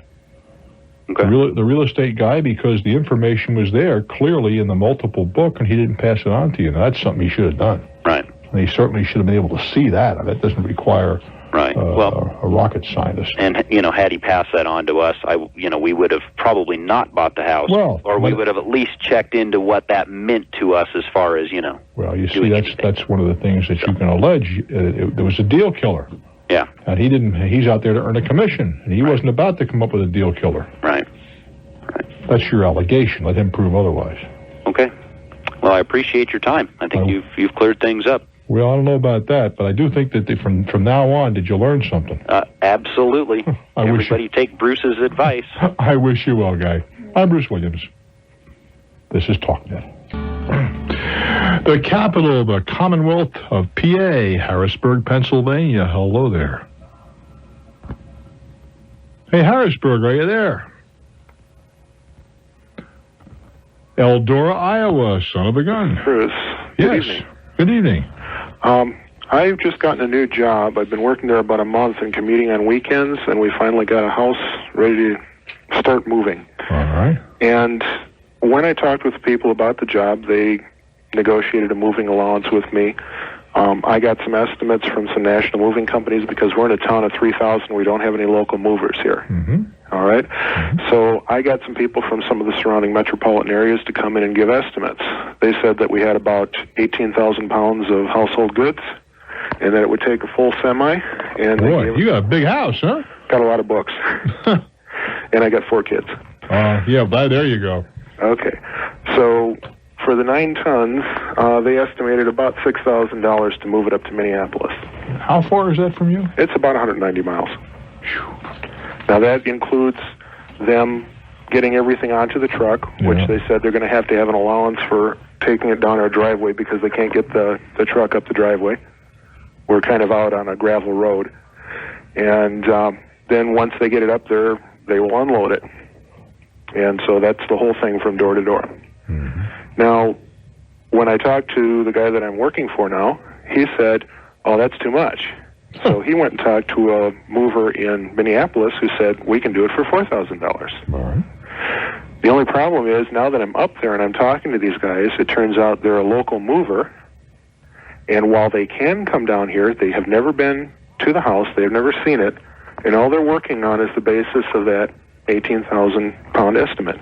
I guess my question is, the national movers talk to me about things like tariffs and discounts and how much your stuff is insured for at $4 a pound and everything else like that. Is there any reason why I shouldn't take the lower estimate? Who is going to pay this guy in Minneapolis? Okay, the company that I'm working for will pay up to the $4,000. No, that's not satisfactory. That the guy in Minneapolis said that he would do. Well, wait a while, but since that's not satisfactory because oftentimes they'll come in with a whole bunch of extras. Okay. If they say to you, your company, look, we're going to hire this guy, and we'll pay him whatever it takes. We got a good price, and if that's the price, fine, we'll pay. I have no quarrel with that, whatever. But if they say we'll pay up to $4,000, what happens if this guy comes in and, well, we got this and that and extra and that extra and this, and then now it's $6,000? Who pays the deuce? Okay, I guess that's what concerned me, because Well, the that's the national question. guy said this is a not to Forget exceed. what the national guy asks. I don't care what he says. Forget that. He can still, even if he says it's not to exceed, he can still go higher? Oh, yeah. Oh, I didn't know It's an estimate. Uh-huh. Interesting. I mean, I get some. Look, I can't speak with authority, but I do get a ton of complaints about people that say that they give you an estimate of such and such, but then they have 15 different extras, and we ain't unloading until you pay us, kind of thing. Great. And there you are. So I would say to my boss, look, I think it's great you're going to save $2,000. I don't have any quarrel with that, but the only thing is I want to be assured that it's not going to cost me anything. Mm-hmm. So if your guy is willing to move my stuff and do all the other stuff that this fellow's going to do, God bless him. Now, as to the insurance, I would be more comfortable if you were going to your own insurance agent where you have your homeowners. Okay. And tell them you want to insure this stuff in transit. All right. Insure in transit. Because the experience that a lot of people have had with the movers insurance companies has not been something that excites them too much. Well, excites them to riot, maybe. Well, I know they've talked about having like a standard base, and then if you want to have replacement coverage, it's like $260 extra premium. I'd go talk to my own insurance agent. Okay. But that's the way I put it to my boss, very nicely. Uh-huh. You say, listen, I think it's terrific. You're going to save some money. Mm-hmm. But I just want to be assured it's not going to cost me. So rather than getting locked in with a $4,000, I'll tell you what, we'll agree that you're going to make the contract with the guy in Minneapolis, and you're going to pay him when he wants to get paid. Mm-hmm. And whatever it costs, if you can do it for $3,000, I think that's terrific. And we'll all go to dinner and celebrate. Okay. Lightly but firmly. That helps, and I especially appreciate the suggestion about talking to my homeowners. I hadn't even thought about that. You got to talk to the insurance agent and tell him what you want to do. I'd feel much more comfortable insuring with him. Great. I do wish you well, kid. Thank you very much. It's been a joy. Have a nice holiday weekend. We go to we're in Eldora, Buffalo, New York. Hello there. Hello. Hello, Buffalo. Bruce, how you doing? Doing good. Oh, it's a pleasure to talk to you. I'll try to make it as brief as I can. I know you're really busy. My girlfriend and I are going to be traveling in the west coast of California in the middle of August. The west coast of California. Yeah, we're going to fly into San Francisco, and we have to fly out of there as well. And we're just going to travel down the coast and check out a few of the cities. I wonder if there was an east coast of California. You go out to the coast. Go ahead. Yeah, and we're going to spend a few days in San Francisco, and then we're going to go down to L.A. and to San Diego. And I just wanted to, ask you what you thought of a couple of things that are worth our attention seeing in each city. Well, of all that whole area that you mentioned just now, if there's one thing you don't want to miss, that's San Simeon. Okay, I've heard of that. It's at Hearst Castle. Yeah, I had heard that. That's right. And make a reservation in advance and get there that day. Okay. That's certainly worth seeing. You want to see the redwoods. I might want to send you a little bit north of San Francisco and maybe east of San Francisco. Okay. I was in San Francisco last Saturday. Oh, great. One of the things, as a matter of fact, I got a call from a fellow that I met when I was there. Well, I've been in San Francisco subsequent that time. But in any event, he is a former guard at Alcatraz. Oh, yeah. And I would take the red and white, I think it's a red and white boat out to Alcatraz. I did that this past Sunday. Again, I've been there several times. It is certainly worth seeing. It really is. Short boat ride. And it's a hell of a walk, I'll tell you that. Oh, man, my legs were screaming at me. What are you doing? Why are you punishing me like this? I can imagine. You got to walk up these ramps to get up to the cell blocks. But then they have this video thing where you wear a set of earphones and listen to a tape. And that's first class. It really is. It walks you through the prison, and you hear sounds in the background. And it's really worthwhile. Okay. And I think it was $10 to get over there. $10 a head. Yeah. In San Francisco, of course, Fisherman's Wharf is a lot of fun. It's not the Fisherman's Wharf of some years ago, but still, you can these huge crabs for $5 a piece or $5.50 a piece. And if you're on a budget, eat outside. Yeah. You can have the same crab that'll cost you $30 in one of the nice restaurants for $5 in a paper plate as you walk. Oh, yeah. Well, that's kind of fun. Yeah. You're from the East Coast. Remember, shrimp doesn't mean the same thing to you as it means to them. Oh, yeah. What is the difference? I'd probably say size and price. Yeah. Well, size. The difference is if you ask for shrimp, you're in Buffalo, you get these nice big juicy things curled over the top of the side of your glass, right? Yeah. If you ask for shrimp on the West Coast, you get these tiny little guys. Yeah. But no, it's not funny. You have to know what you're asking for. Yeah. If you want the kind you're accustomed to, you ask for prawn. Yeah. Not shrimp. Okay. I might be inclined to take a ride over Sacramento. Okay. You take a ride, it'd be 80 East, maybe even over to Reno. All right. But Sacramento has Old Town, aside from the fact it's a state capital, and you see the Capitol buildings where they have a great railroad museum there. All right. You're going to take 101, I guess, south down to Los Angeles. Yeah, we're planning on that. Yeah. It's a great ride along the coast. There's Disneyland and there's Knott's Berry Farm, and that'd be south of Los Angeles. Yeah. The Universal tour, Universal Studios tour, which is kind of fun. I hear a lot of good things about San Diego, so we definitely want to check that out. Yeah, it's a nice city, but I don't know if it's there's along the waterfront, there's great hotels and some nice restaurants, but I don't know there's anything that's from a tourist point of view. Yeah. How about the zoo? Is that worth seeing? The San Diego Zoo is it's one of the best zoos in the country, but I mean, I'm not sure I'd take a limited vacation traveling cross country to see a zoo. Yeah. I'm serious. It's a great zoo. Yeah. One of the best in the country. But having said that, if you don't go to California often, I'd be inclined to spend that day running down to Tijuana. Yeah, I was just going to ask you that, if that was, since we'll be pretty close there. Sure, 18 miles or something. Yeah. How's that? Is that something everyone should see once in their life? Or? Well, it depends on your point of view. Dan, do we have another break coming up? We do. I'll tell you what, you hang on a minute. We'll continue the travel log, but I got to go make some money. I'm Bruce Williams. Is Tijuana worth seeing? Ask some guys who've been in the service. This is Talknet. I am chatting with a gentleman in Buffalo, NY. He's taken a great trip into California. I didn't in any way mean to denigrate the zoo, but if I were spending a limited amount of time in Buffalo, I would not go see the Bills play. They're a fine football team, but I mean, you can always see a football game. Yeah. If you're only going to be there, you want to go up to Niagara Falls and do the things that you would only find indigenous to the area. Does that make sense? Oh, yeah, I understand that. And I would scoot down, be careful. If you go into Mexico, particularly a rented car, be certain you have extra insurance that you can buy near the border. Yeah. Your insurance doesn't cover you. Oh, yeah, that's right. You've got to have a special insurance, and if you get an accident and don't have it, you go to jail. Now, I heard something about parking, by customs, and then you can just walk over. Is that... Well, you can do that as well. That's not the worst idea in the world either. That's right. Yeah. Or you can take a cab once you're over the border. Yeah. Not a bad idea. And you're going to go in the daytime. Yeah. And just wander around the bazaars and whatever. Yeah, it's kind of fun. Do I have to look over my shoulder so people aren't swarming me, trying to get me to buy things? Well, you're going to be approached, but if you're not adult enough to handle that, then stay home. Oh, no.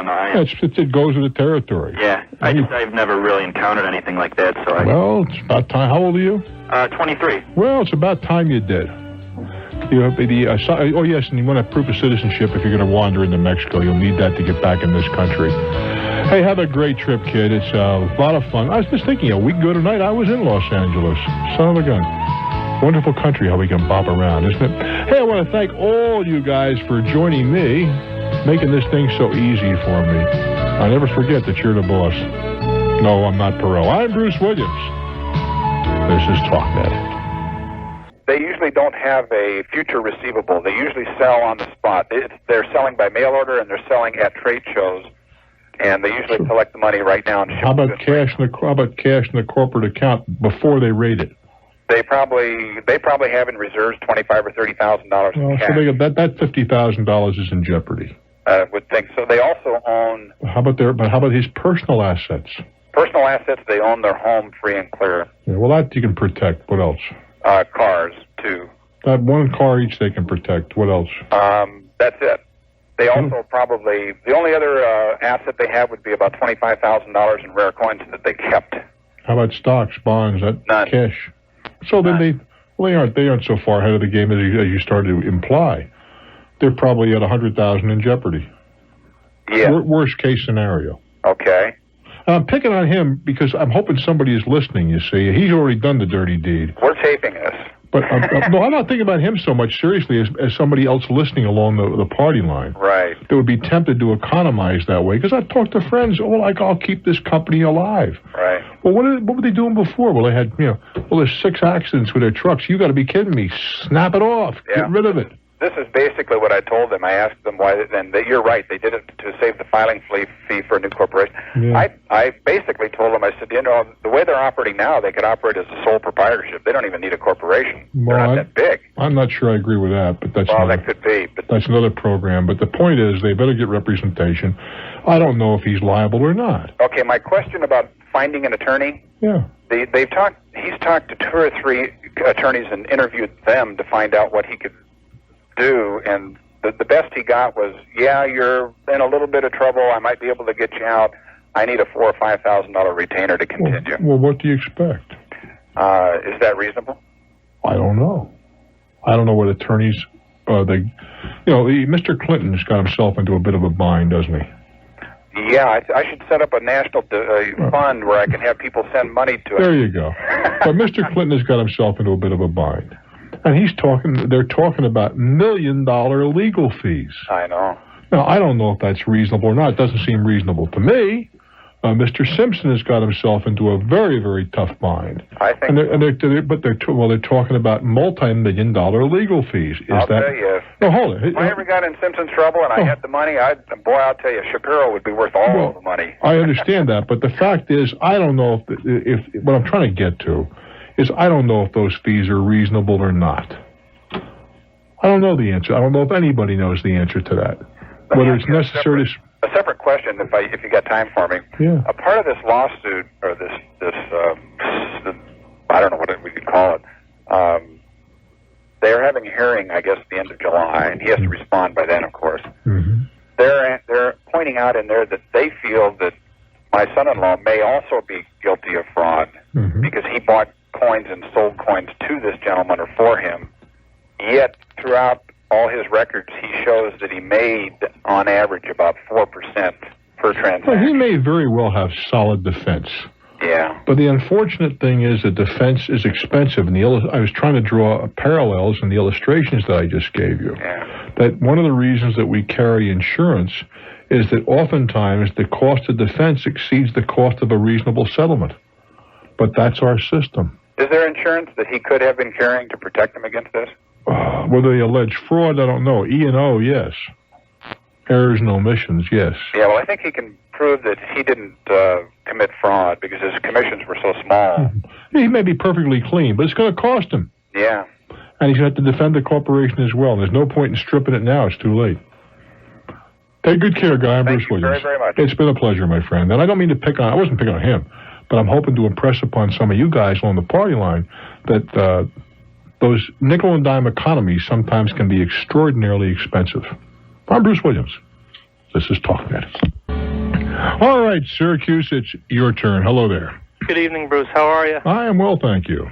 I'm going to be entering into what we call the world of part-time work, and I wanted to know what is the tax liability. I'm going to be working commission sales, but they're going to pay a draw, and you have to pay the draw back, and I needed to know, do they send me a 1099, or are they going to take taxes out as normally? I haven't gotten that far. I don't know that. A draw is a loan. Okay. And no taxes are withheld from a draw.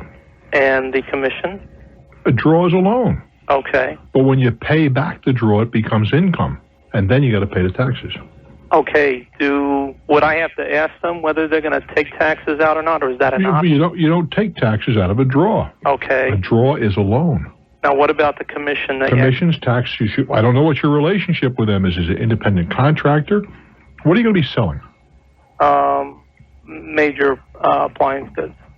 On the floor? Right. Oh, you're a salaried employee. That is a salary. I mean, a commissioned employee, but you're definitely an employee. No question about that. And see, that's the question I wanted to know, because they never tell you really. There's no question. You're on the floor, which they're providing. They tell you to come to work at a certain time, leave at a certain time, right? Right, correct. You're an employee. Okay. Pure and simple, clearly no equivocation. However, nonetheless, a draw is a loan. And it's not taxable until you earn it. Until you earn it. On the lighter side of things, correct me if I'm wrong, if you're only working part-time, not full-time, they don't take unemployment taxes out? That is not true. That is not true. No, sir. I didn't know that. Not in any jurisdiction I'm aware of. So in other words, if you work an X amount of time, even if you're part-time... It's a percentage of the monies that you earn. Oh, it's a percentage. Okay. So in other words, you are earning unemployment time. Well, that's arguable. You see, I had that argument many years ago when I was operating a snack bar at a college. Okay. Most of the kids that worked for me, including me, were college students. And although I was obliged to take out unemployment, because in that state, your employees was in New Jersey, and that state, your employees were obliged to contribute. There it was again. We had to extract so much money from our employees, and then the employer, us, had to pay another percentage.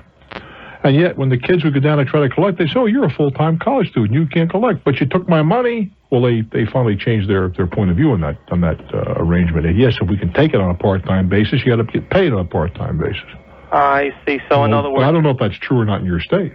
Okay, so I would probably have to contact New York State just to find out, though. Not ever having gone through any of this, though, it really does pay to do your homework, though, and know where you stand before... Absolutely. Yeah, because I guess I'm a little older and a little wiser, and I finally found out when, how, and where to ask the right questions and know where I stand before I step into something. It pays to keep asking questions. It certainly does. Thank you very much. You're very welcome, Tiger. Albuquerque, hello there. Yes, Bruce, how you doing? I'm doing okay. Oh, I just wanted to say thank you. The man saved me from a traffic ticket. How'd that happen? Oh, well, on one of my first trips to L.A., I accidentally got into one of those lanes that you're not supposed to get in when you're by yourself in a car. Oh, the high occupancy lanes, yeah. Yes, but I convinced the officer I had Bruce with me. You gotta be kidding. No, in fact, he had Bruce with him, too. Oh, son of a gun. That's a new one for me. Go ahead. What's on your mind? I just wanted to tell you, the other night you had a lady on that had an electric bill that was creeping up. It wasn't creeping. It had jumped up. It had jumped up, yes. And I had the same experience on a house that I owned. And it turned out we had in that house the aluminum wiring, which was common back in the 70s. Yeah, there's a lot of homes with aluminum wiring, and as long as you have aluminum compatible receptacles and switches, is no problem. But if you try to put a copper compatible on there, they tend to loosen up. Well, the part we found out is that when they connected the wires, they used copper wire connectors, which I guess weren't compatible, but it passed code anyway. However, our bills more or less doubled. Why would the connector have be a factor there, unless it was heating up some way and using? Well, yeah, all electrical circuits heat up, and copper heats up at one rate, and aluminum heats up at another, and slowly but surely they separate and build up an oxidation, and the circuit becomes a resistor. Well, that's what I said. If it became loose, I could see where that could be a problem. But that big a problem? It ran it up that much? Well, it does. In fact, ours jumped up almost doubled, and then we ended up with a fire in the ceiling of the house. We ended up with a fire in the ceiling, and they had they ripped out one ceiling in 3 rooms before they were finally able to control the fire in the house. That is the problem with aluminum and copper incompatibility, that it will loosen up by traffic vibration, for other reasons, and the one you pointed out. And as we found out from the electrician, if your bills do start to jump up like that, it's a good idea to call a licensed electrician, come in to check things, and they can usually locate. However, it's still a good idea to walk around the house and feel around all the switch plates, things like that. And what you have to do is replace all of you're certainly not going to rip out the aluminum wiring, so you'd replace the receptacles and switches and whatever with compatible aluminum. Well, the house we moved into, I did exactly that. I took out all the aluminum wiring and replaced it. Did you? What did that cost? Well, I've got 2 children. What does that got to do with anything? What did it cost? Well, it cost me $7,000. Boy. But it was. If you had compatible stuff, why was it a problem? It just helped me sleep at night, Bruce. Well, that's okay. Listen, I have no quarrel with that. But my understanding is if you have the appropriate connectors, aluminum to aluminum, it's not a problem. It's when you go out and either because somebody doesn't know what they're doing, or when you replace things, you walk into your friendly do-it-yourself center and there's a whole bin full of stuff, and you just grab the ones that are made, understandably, for aluminum, which is in the vast majority of homes and buildings, and you put that in there, then you develop a problem. But I thought I'd call you on that. And hey, I appreciate it, because I've never heard that would drive the electric bill up that much, or put another way, that is the ache that shows you may have that problem. It's just one of them, as we found out from the electrician. And what was another in 10 seconds? Like I say, to feel around all the stick plates and stuff like that. That's the resistance again. When you have resistance, you get heat. I appreciate your call, my friend. I do indeed. Oh, boy, the things I learned. Hey, listen, most important, the things that you guys are learning. File it away, kid. I'm Bruce Williams. This is Talknet. Harrisburg, Pennsylvania. Hello there. Hi, Bruce. Hi. I love your show. Thank you.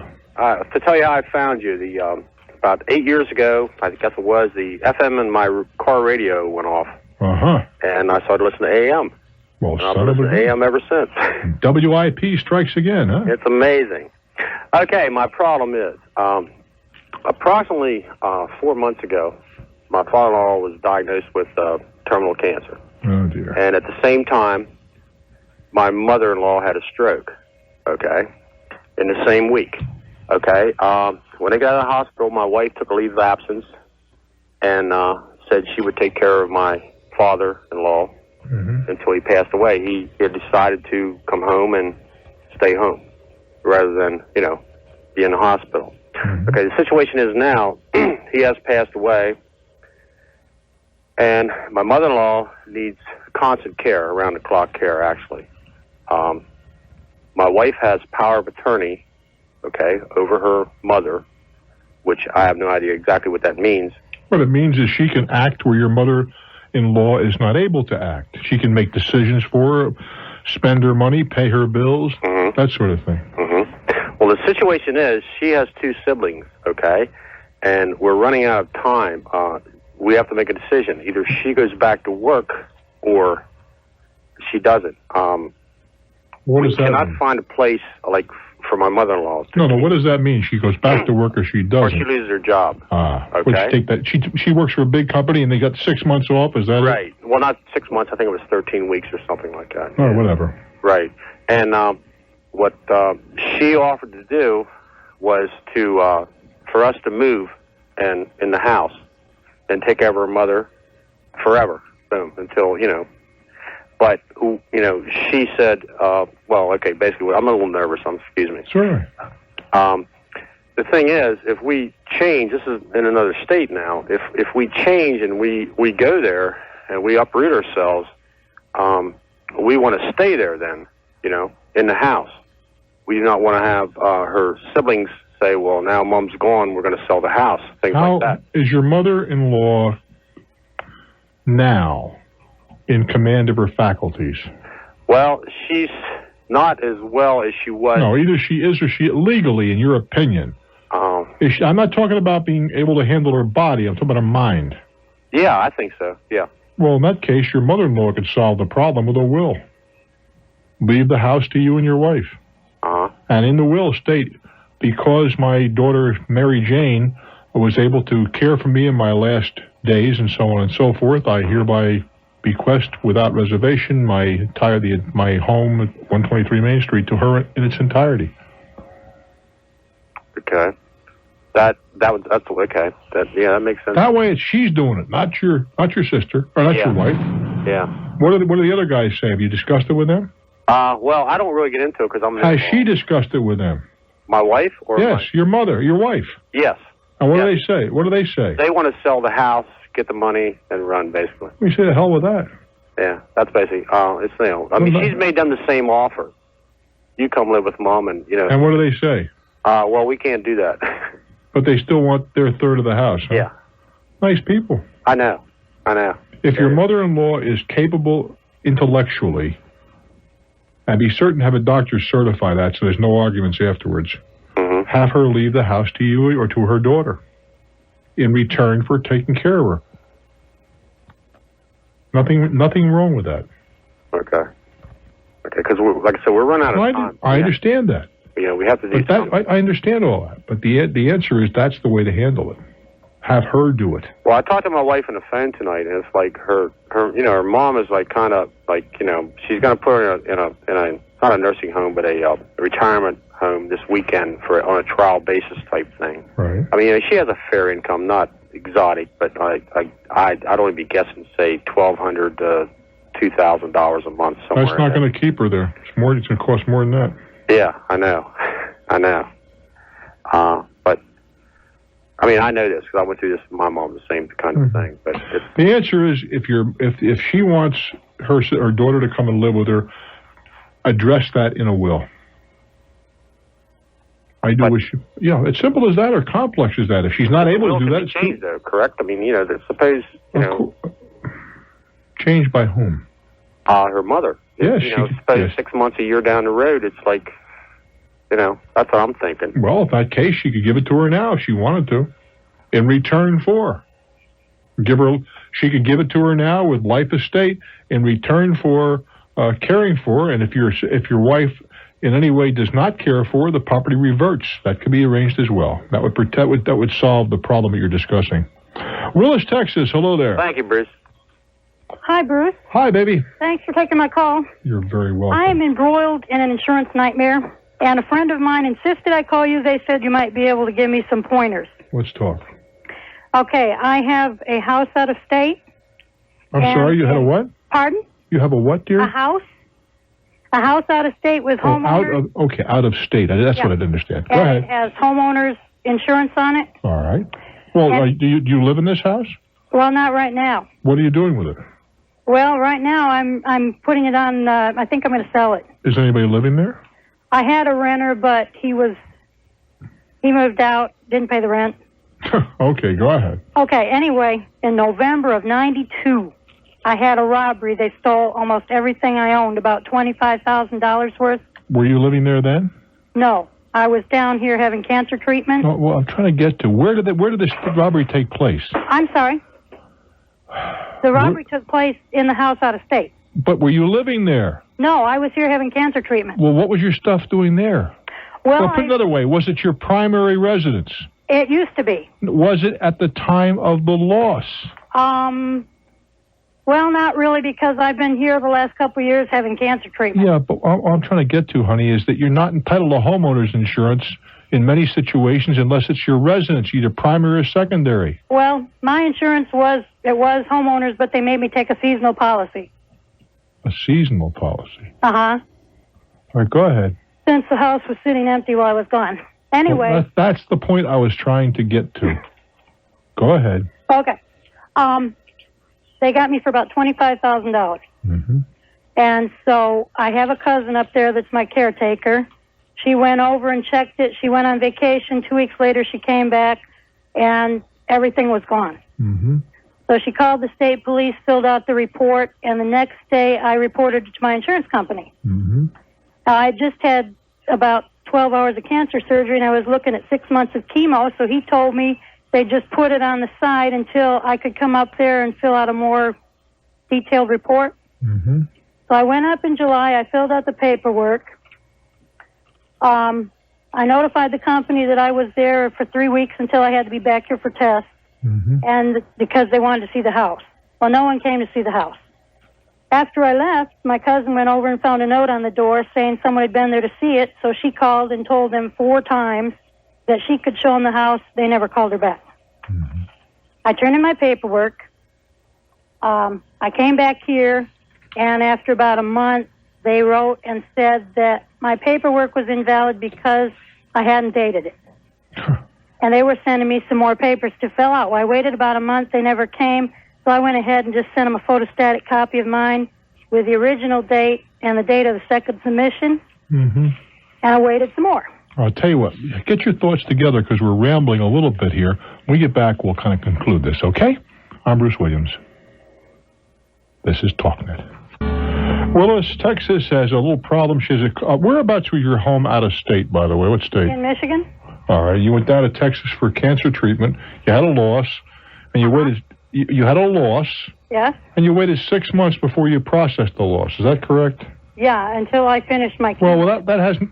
I mean, it's unhappy that you have cancer, but that's not an excuse not to file your loss. Well, the insurance company hasn't really complained about that. Well, what is their problem?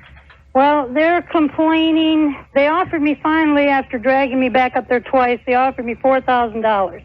Right. And I told them they'd offered me $9,500 previously as a partial. Well, where did the $25,000 number come from? Well, that's about what I lost. Well, but where did that number come from?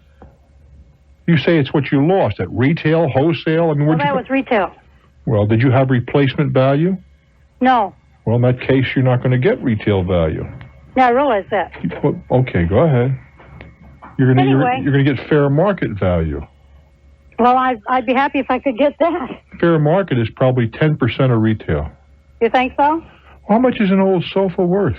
If you had a sofa 3 years old, you put an ad in the paper. If you paid $1,000 for it, how much do you get for it? $50? Okay. Well, I was wondering what you thought about fair market. Oh, I think the only insurance to carry is replacement today. Well, they wouldn't give me that because it was a seasonal policy. Right. Well, that's unfortunate. I understand that. Uh-huh. So, do you have any other tips for me? Well, you might want to hire a professional adjuster. What they call them? Oh dear, a public adjuster. Uh-huh. They'll go negotiate with your insurance company for you because clearly you're not up to the job. It should have been done right at the time for openers. Despite what you say, the time worked against you. Uh-huh. And I turned it over to a public adjuster for me. And they're just listed in the book. The only people I've even talked to is in adjusting services. Yeah, I can't even get to the insurance company. Well, because they're working for the insurance company. That's who you're supposed to talk to. Mm-hmm. But I'd call a public adjuster in that area. Okay. And have them do the nego. They're going to charge you about 15%, by the way. Okay. Thank you very much. I do wish you well, sweetheart. Pittsburgh, PA. Hello. Hi, Bruce. Hello there. Hi, Bruce. This is Carolyn. Listen to your show every night. Love your advice, and I could use some tonight. Let's talk. Well, listen, we were owned a duplex, and we were living in the entire thing up until last month. Mm-hmm. And we advertised. We got one tenant for the one unit, and their lease indicated that they could have no pets.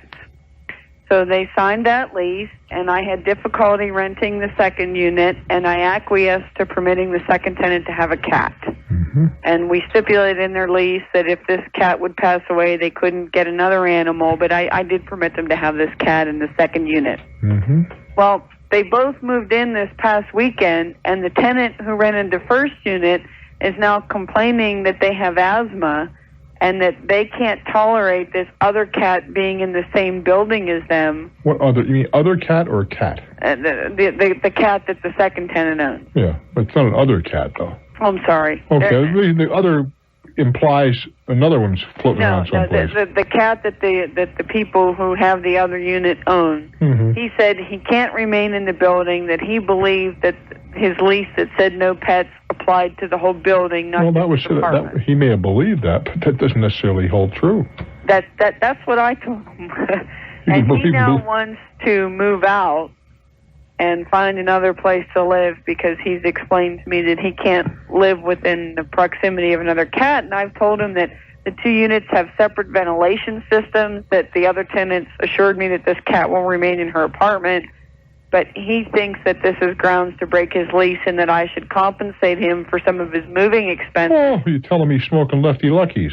Well, I told him that I felt he was obligated to me for 12 months' rent because he signed the lease. Well, I don't think that's true either. I think you're going to, as a practical matter, I'd let him out. Well, I plan to, as long as I can get another tenant. Well, I'd let him out and make him pay July's rent, and that's the end of it. Mm-hmm. Being realistic. So you agree with me that he's like crazy to think that the whole building's pet-free just because... Oh, he can make an assumption. Did he ask if you'd allow pets anywhere else? No, and all right, he didn't stop right there. indicate to me that Stop he had right some there. terrible medical problem either. Right, stop right there. The answer is no. He didn't answer you. All you said was, this apartment, I'm not... It's your right as a landlord to let orangutans in the other apartments. If you want to do so, if I want to bring my pet orangutan, it's okay. In my lease says so. In some apartments, they have a surcharge for allowing pets, which is, again, your prerogative. Now, if you'd let the guy have 3 attack dogs upstairs and they're always barking, that might be grounds to break the lease. Right. And it may be because of his allergy, but that's something, you see, the barking would affect everybody. I just think he's being so unreasonable. He hasn't even given it a day to see if this cat actually affects him. He just went out. Some people are paranoid in that regard, and some people have probably had such bad experiences they don't want to tolerate this. And I can appreciate that too. But I'd tell them, look, I'll let you go. Well, I do expect you to pay 1 month's rent. Right, that I'd be reasonable. As long as he'd let me show the apartment, I'd let him out. So. Mm-hmm. But I tell him I want it, but I expect you to pay the month of July's rent. Well, I have July's rent, and I have a security deposit in an equal amount. Mm-hmm. Well, that's what I would tell him that. And say, and I will only release you if you acquiesce in writing to this. In other words, if he wants to play hardball, then you tell him, look, I got a lease for 12 months. If you want to go along with that, you'll pay the month of July and be out by the end of the month and show it, then I will prepare a document that you agree to all this. Okay. All right, well, that sounds reasonable. I would think so. I just wanted to make sure I wasn't off base on this one. Well, that's just my opinion. I really enjoy your show, Bruce. Thanks very much. Thanks. Have a great weekend. I'm Bruce Williams. This is Talknet. Hello there, Fort Wayne. One, please, Washington, take care of the last name. Go ahead, Diane. Okay. This would be, I listen to your show quite often as I'm driving on the road when I'm returning home from farm calls and between them. Uh-huh. I have kind of a unique request here. It's not a specific question. I am in my own business 4 years along the road, and I've grown to a painful workload. And I'm having trouble acquiring good personnel. Mm-hmm. I'm wondering if you have any suggestions on maybe some kind of a book to make that transition on how to build your company with personnel that have all the attributes that you're looking for. Well, I'm not sure if that's ever completely possible, Diane. I don't think it is. Finding, the perfect employee any more than you're perfect. Right. But it's a question of first of all setting down on paper what you are looking for. Right. And what qualities, and then what does it take to attract these people? And certainly, money is not the least of these things. Right. Working conditions is another. I mean, you're working with animals, and you need somebody who likes animals. Right. That would seem to me one of the primary requisites. Well, what I've found when I've interviewed for personnel in the past is people are very quick to say, yes, I will fit the bill that you have written down there on your list of paper. Mm-hmm. Yes, I can do that. Yes, I'm good at that. Yes. Well, but you see, Diane, I don't know that you should ask them that way. Mm-hmm. I mean, you're setting up a syllabus, and they're going to fit themselves to that syllabus to get the job. Right. I need some kind of... Well, yes, you can ask the question a little differently, can't you? Right. You ask the question about what are your likes and what are your dislikes, and what kind of... Do you see what I'm saying? Yes, I do. Rather than spelling out, you're painting a picture, this is what I want. I want somebody who likes animals, that has strong arms, and is willing to work. Ask questions that will elicit responses that will tell you what you want to know. Right. Now, my difficulty is the pool of people that meet the requirements of this job is a nationwide pool. And so I've advertised in nationwide publications. Well, are you paying enough money to have somebody move?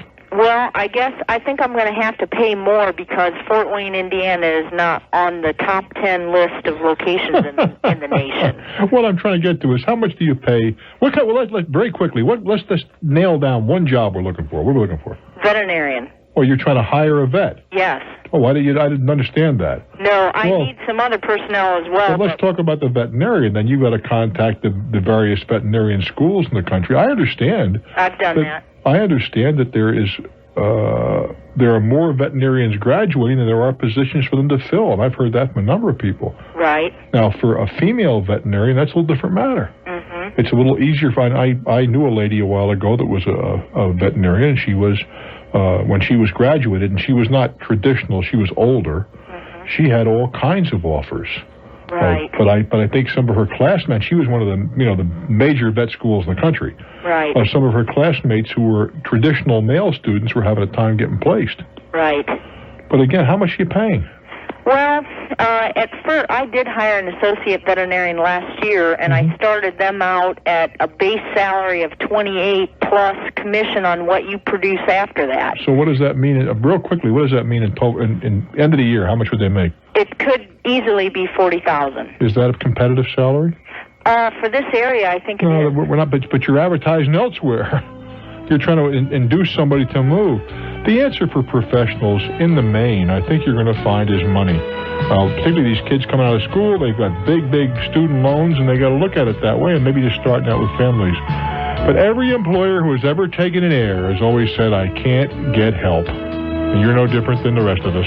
Hey, kids, have a great holiday weekend. Please, it's not easy, but try and do what's right. I'm Bruce Williams. Keep in touch.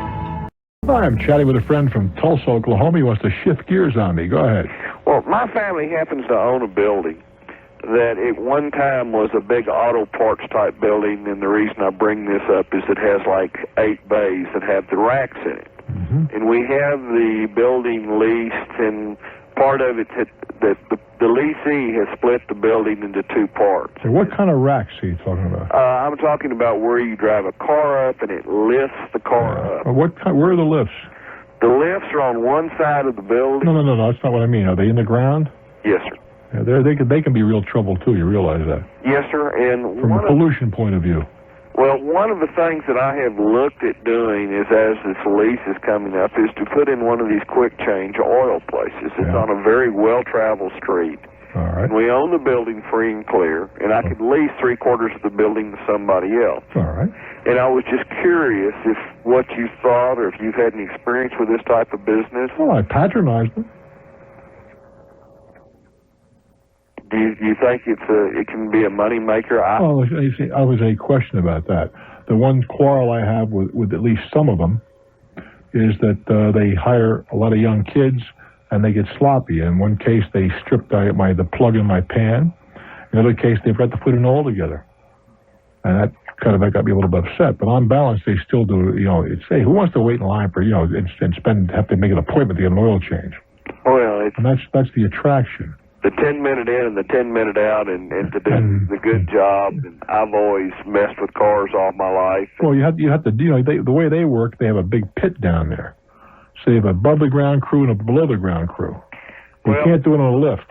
Well, what I was thinking about doing was for basically the same money is offering to rotate the tires, also, which is something I think a lot of people neglect, especially myself. And I don't know if you could do it, but I don't know if you could do that for the same money. I don't think you could. In my part of the world, they're getting around $22, $23 to change the oil. Well, the oil and the filters and the rest of it. The filter, the grease. Right. I don't believe you could rotate the tires for that. But I don't know that would be that's going to slow things up, and that's the big problem. But I just want you to be aware of something that you may not have thought about. You've got those pistons going up and down in the ground, right? Yes, sir. Well, those are bad news. Sooner or later, they're going to break. That's right, and you got a pollution problem. You see, the new lifts are all above the ground now. Right. Have you seen, what I'm talking about? Yes. The new, and there's a reason for that, because we've gone so cockamamie crazy about this pollution routine that people are afraid to have the pistons that go into the ground. If that isn't insanity, I don't know what is, but just be aware of the fact you got a potential problem there. Well, the worst thing happens is when they do wear out and break, I just break it out and put a pit in. No, that's not the worst thing that can happen. I don't think you're missing the point. That stuff goes into the ground. You may tear the whole damn building down to go after to clean the ground up. That's what I'm talking about. I'm not talking about the fact that you got to replace them sooner or later. If the piston splits, you're pushing hydraulic fluid into the ground, and of course the environmentalists are going nuts. The Spotted Owl Group. Boy, I'll tell you, you got it. I mean, I always thought of myself as somewhat of an ecologist and a conservationist. But I mean, we have, with the pollution thing, we have gone absolutely crazy. Absolutely nuts. And this is in probably one of the craziest environmental parts of the world. Yeah, well, Texas. I hear you. I do wish you well, Guy. Thank you so much. Good talking to you. Lincoln, Nebraska, it's your turn. Hi, Bruce. Hi. Been talking or listening to you for a long time, but I was kind of hoping I'd never have to talk to you, but got a little problem I hope you can help me with. Thanks a lot. Go ahead. I've got we bought a house about a year and a half ago, and in our master bathroom, we've got a stand-up shower, a tiled shower, which the back end butts up to a kind of a whirlpool bathtub type thing. Sure. Okay. Ever since basically the first month we've been here, we've had problems with the grout kind of coming out and water kind of getting back in there not kind of getting in. Oh yeah, definitely getting in. Yeah, this is between the tub and the shower. Yeah, basically there, and also in the back wall. These are all constructed on premises as opposed to being precast. I take it. Exactly. Right. Go ahead. Anyway, the subcontractors come in 4 or 5. Can I go back a little bit? Was this brand new when you bought the house? It was. It really was, huh? Yeah, we built it. Interesting. Go ahead. I kind of wonder if I'll ever do that again, but that's another story. Yeah, I hear you. He's been in probably 4 or 5 times to fix it. And what's happened is our linoleum started turning colors, and so they took that up, and then we found the disaster that I guess has been kind of brewing for about a year and a half, and that is the floor is rotten. You bet. Sure. Now, the subcontractor, we've been working together here for about 3 or 4 weeks, and he's been pretty good about things. At first, he really didn't want to do a whole lot. He just wanted to kind of patch it up again, and we went around on that for a while, and he's finally agreed that he should replace the, I guess it's Durarock or cement board or whatever they put up behind the tile. He only wants to go about 3 feet or so, but, and then... How do you know that that's where the problem ends? Good question. I don't know. Got a good answer? If you have to have a good answer. Yeah. It seemed to me the likelihood is that to do this right, you have to rip that whole wall out. Okay, here's the real big problem. The contractor came out yesterday and took a look at it. And what we've done, too, is this butts up against an attic. The wall butts up against an attic, and we tore out the insulation stuff to look kind of back underneath it. An attic? Yeah. It's a 2-story house. Well, it's the attic above the garage, what it is. I see, okay. Okay. And you can tell that there's a lot of water and whatever that's been under there, and the wood's black. And you can kind of take a knife and kind of chip some of the wood off. This is the subfloor underneath the... That's got to go, too. When that dries out, good's going to rot. That's what I'm thinking, too. The subcontractor's saying, no, we're just going to put some sealer over that and shoot some cement underneath the pan in the shower and tile it back up. And I don't agree with that at all. Now, we did have a year guarantee on this thing, but I feel that, he's still responsible, and he is at least admitting some responsibility because he's offering to fix at least that. Well, did you bring it to his attention? You had a year guarantee, but did you bring this problem to their attention? You said they're replacing grouting and so forth within the warranty period. Oh, absolutely. Yeah, probably at least 3 times, and they've been out since that year. I don't think there's any question that they're still on the hook. Basically taking the shower out and even the tub if necessary. Well, that's what you see. You're going to liable to wind up having to litigate this before it's over. Oh, lovely. But it seems to me that when you get that kind of a problem, and I've had one not in my own home, but in a home that I was connected to, one of my aunt's house, very frank, when she's no longer with us, and it's like a cancer, man. You got to go under there and you got to clean it out to where the cancer is over, where it ends. If you had a rust spot on your car, you wouldn't just paint over it, or you wouldn't drill out part of it. If you're going to do it, you'd drill out the whole works, wouldn't you, to get down to good, clean metal? That's what I'm saying, but I don't know. Well, you can understand why they don't want to do it. It's money. Oh, sure. It's money. But if you've had water leaking in there for this period of time, depending on how long it's set and how often you use the shower. Well, probably a daily basis. Yeah, pretty close between, we got a few kids and everything, so it gets used pretty regularly. I'd want to go back until the wood was no longer discolored, till the wall, the wall board behind the shower was fresh. I think that means ripping the whole works out. Then you run into another problem. They may have a difficult time matching with tile. Supposedly the tile's still available. Okay. So we might be okay there. But basically that subfloor, once it gets wet over a period of time, it has to be replaced. Yeah. Otherwise, we're going to have problems 5, 6, 7 years down. Well, and furthermore, when you go to sell a house, that could turn up. That's true too. And an astute home inspection guy may pick up on that, and then you really got problems. Mm-hmm. No, I'd solve it now if I were you. Okay. And you may wind up eating part of the cost. You realize that? Well, if you go to litigation on this, I've heard you mention that a couple times on your program, but isn't that awfully expensive? It can be, but then you have to decide how much the cost of the job is. Mm-hmm. It looks to me like you're into some fairly decent money here. Yeah, that's what I'm afraid of. I mean, do you tear out walls and tearing up floors and subfloorings? I don't think the joists have had it because it's too short a period of time. No, I think it's fine. But plywood will go in that period of time very definitely. Well, it's not plywood, it's that... composition board? Yeah. Mm-hmm. I'd want all that stuff replaced. Okay. Good luck with it, kid. Thank you very much. You're very welcome. These warranties are a problem. But shoddy workmanship, and that's what's the cause of this, is never excusable. Never excusable. So it occurs to me that the builder under pressure and maybe under some kind of a mediation will have to pay. I wish you well. I'm Bruce for Talknet.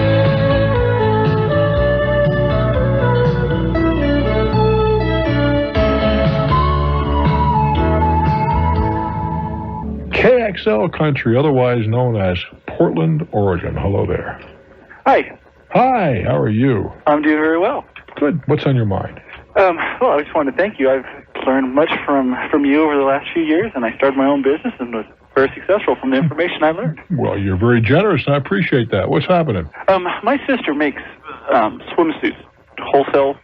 You know, she produces them and then markets them. Mm-hmm. And we're out here in Portland, and we were wondering, are there any, you talk about like manufacturer shows where, buyers would come in? Oh, I'm sure there are. I don't know quite where, but they shouldn't be too hard to figure out. One of the trade magazines would give you that information. A trade magazine?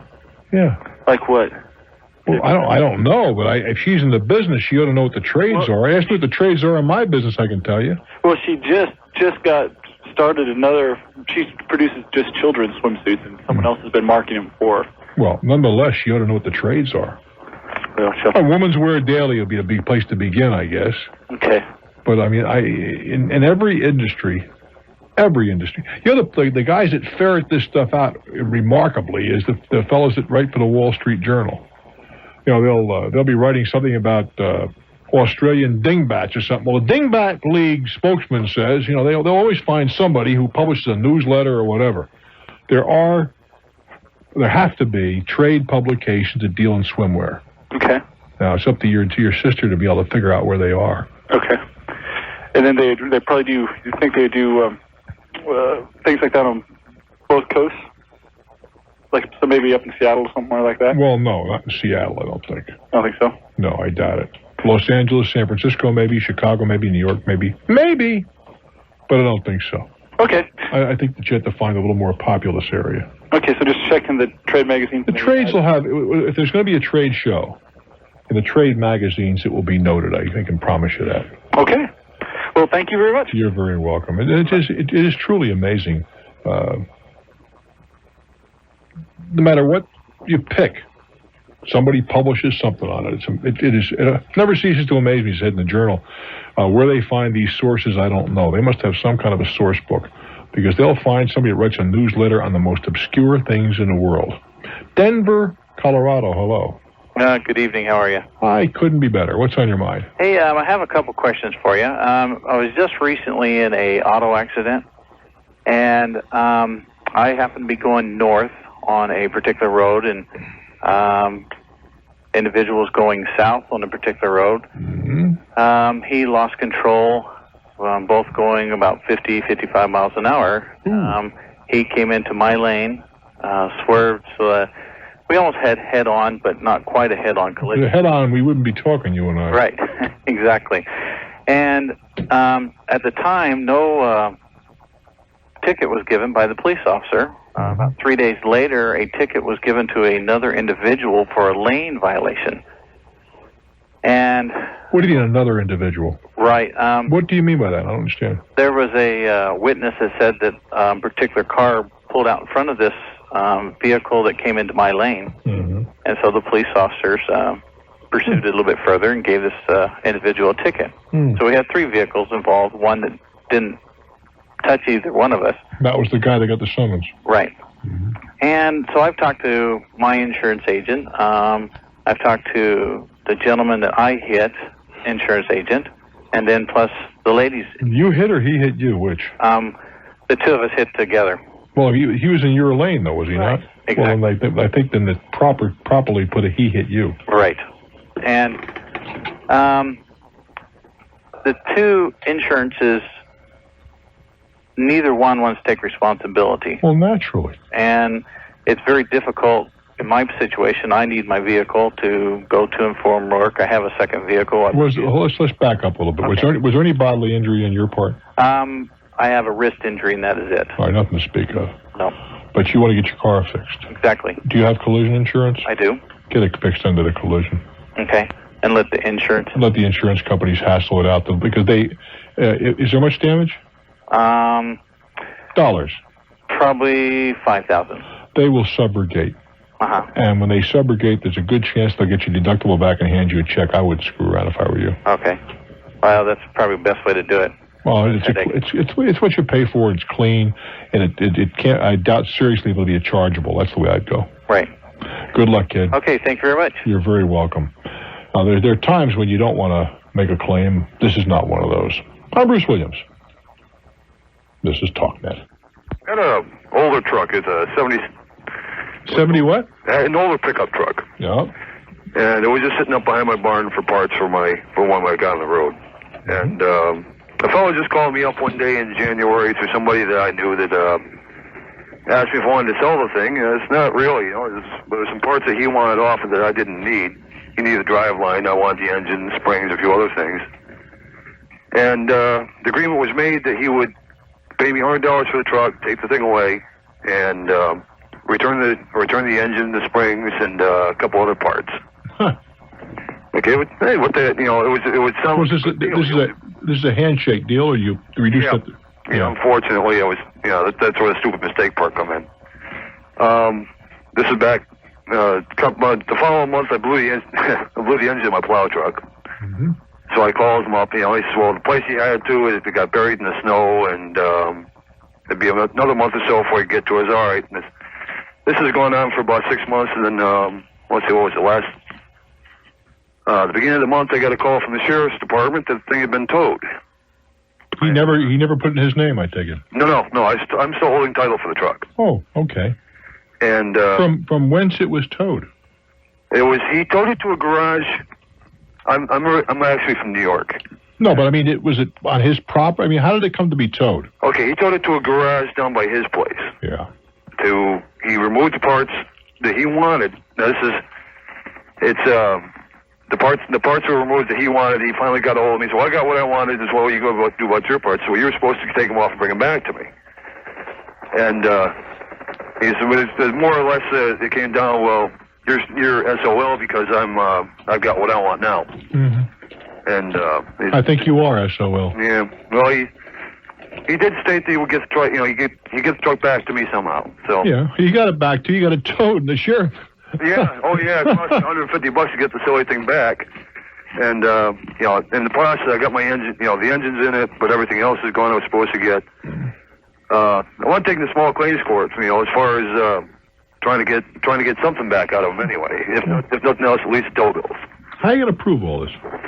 Well, about the only thing I got right now is I got his name is on the original tow bill from the garage was at the junkyard that it went to. Mm-hmm.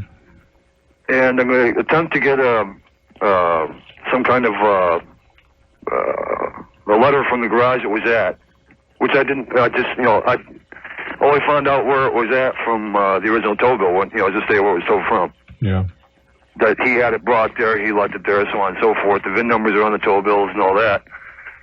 And I'm just curious, if there's anything else I should think about before I take the small claims. Well, I think you've touched the bases. The only problem I have is twofold. One is proving what you say. I don't know any way doubt what you're telling me. Right. But proving it's another matter.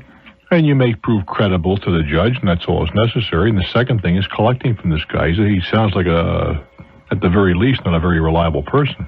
Yeah, you know, he sounds like a very, everything was okay. I mean, I got my $100 for the truck. He took it with the tires I had to get back because they weren't mine. He brought them back up to me and all. So I figured everything was okay. And all of a sudden, I just got busy. And then, the point is that he has not acquitted himself very well. It's going to cost you a couple $100, and maybe it's an expensive lesson. But if you want to take him to small claims court, at least you'll get his attention. Yeah, that's what I was figuring. I mean, I'm obviously going in to win, but even if I don't, at least I'm getting the satisfaction of aggravating him. I hear you. I can identify with that. Take good care, guy. Okay, thank you. All righty. Bye-bye. Frederick, Maryland, it's your turn. Welcome to my world. Thank you very much. I'm a long-time caller, first-time listener, and if I knew half of what you forgot, I would be a genius. Oh, you're very generous. What's happening, guy? Well, I'm thinking of buying another house, selling what I'm in now. Mm-hmm. I have approximately $20,000 in an IRA, which is formed when I was self-employed over a period of about 5 or 6 years. Those IRA's monies are not moving anywhere. They're basically the same constant value year in and year out. No, that's not true. Yes, they are. No, it's not true. Why? Depends on how you have it invested. You have you can call a tune there.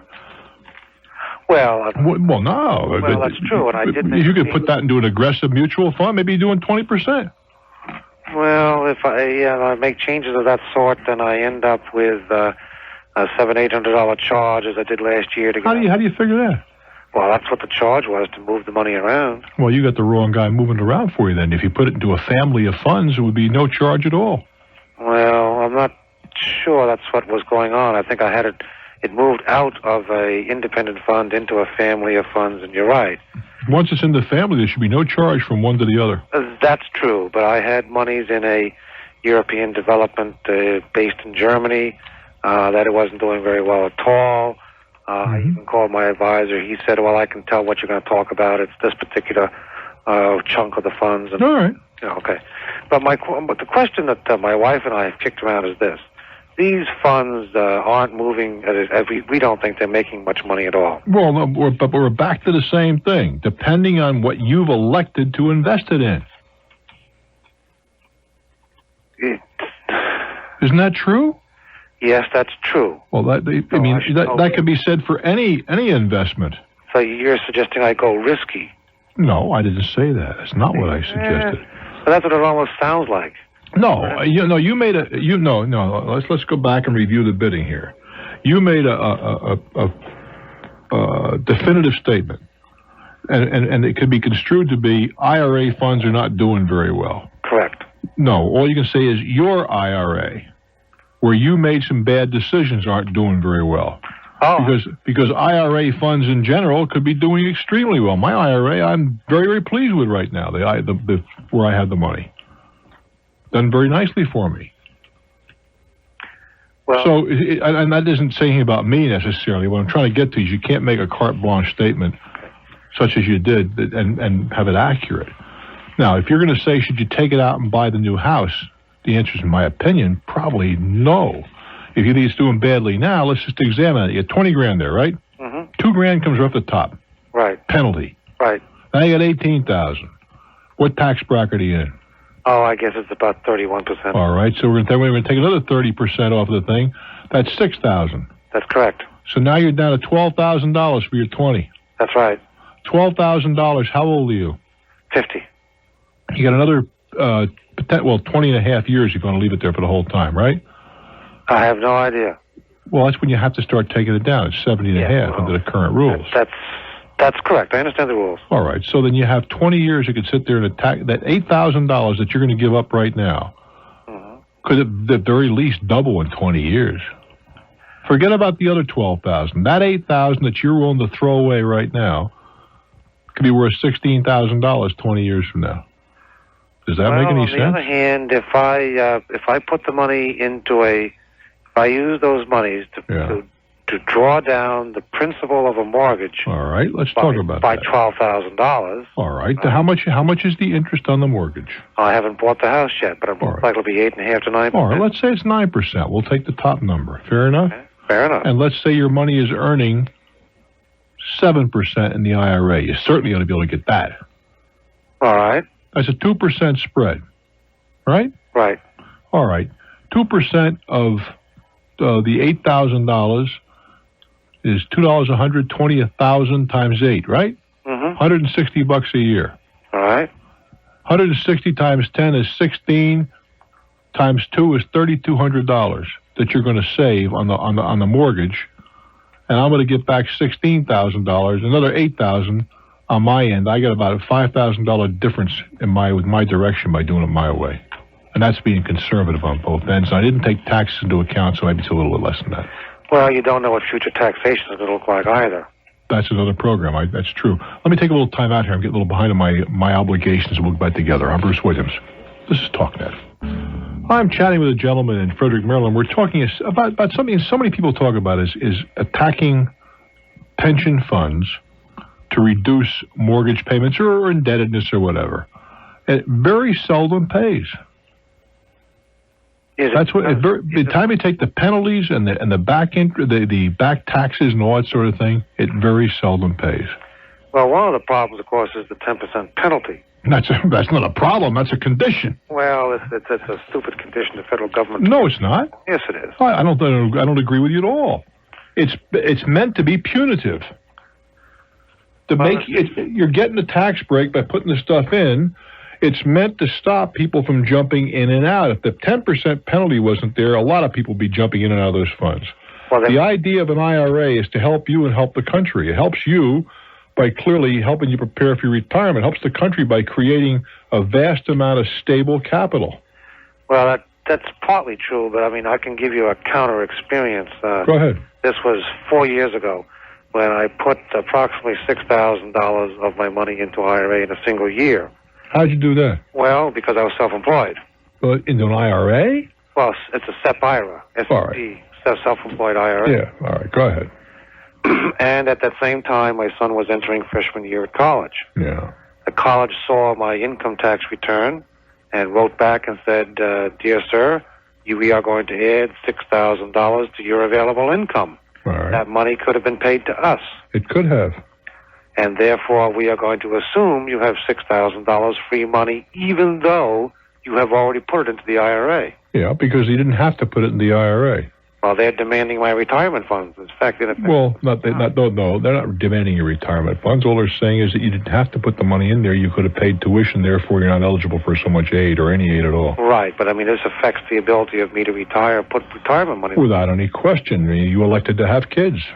That affected your... It's worse than that, because I had 5 of them, son. I made a hell of an election. No, that's good for you. But it's worse than that, because in this particular case, the university employees' retirement monies are not given to them in a lump sum every year. They get a credit, and when they get ready to retire, they get so many years of retirement monies, in effect, having put away, but never taxed. Mm-hmm. Wow, you see. Well, all right. If you're saying there's all manner of ways of finessing, yeah, I'm not going to argue the point. But the point is that you see, in my opinion. And I've said this over the years, that there's no question that they were going to take away the tax deductibility of an IRA because it was too good a deal for everybody concerned. It was good for the taxpayer. It was good for the country.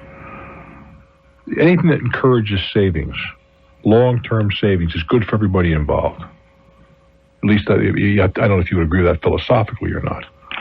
We are not a saving country, certainly as the Japanese are and other countries.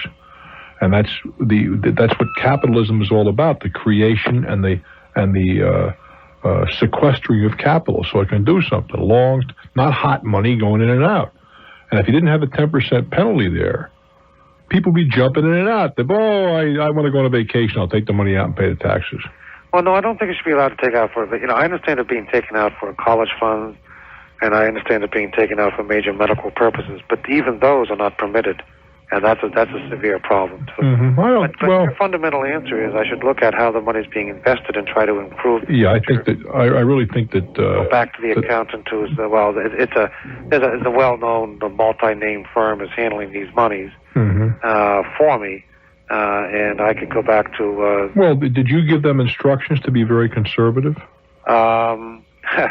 Actually, I didn't give them too many instructions. My wife started giving them instructions. Well, did she give them instructions to be conservative? No, she hired a friend, and the friend said put it into A, B, C, D, E accounts, spread the risk around. One of them is an REIT, I believe. Yeah, Real Estate Investment Trust. Yeah, and I can't get any money out of it, and that's about worth half the value of what California real estate based. On the other side of that, as recently as, was it yesterday or today, I was reading an article, I think it was in the Journal, that was saying that there's a new fund starting that's only going to invest in those things because they feel that the real estate market has bottomed out. Who knows?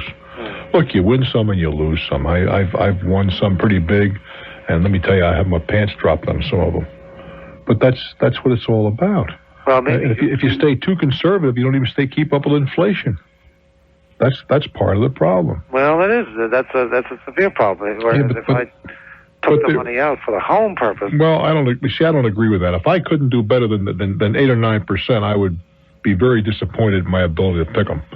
I do wish you well, my friend. It's been good talking to you. I'm Bruce Williams. This is Talknet.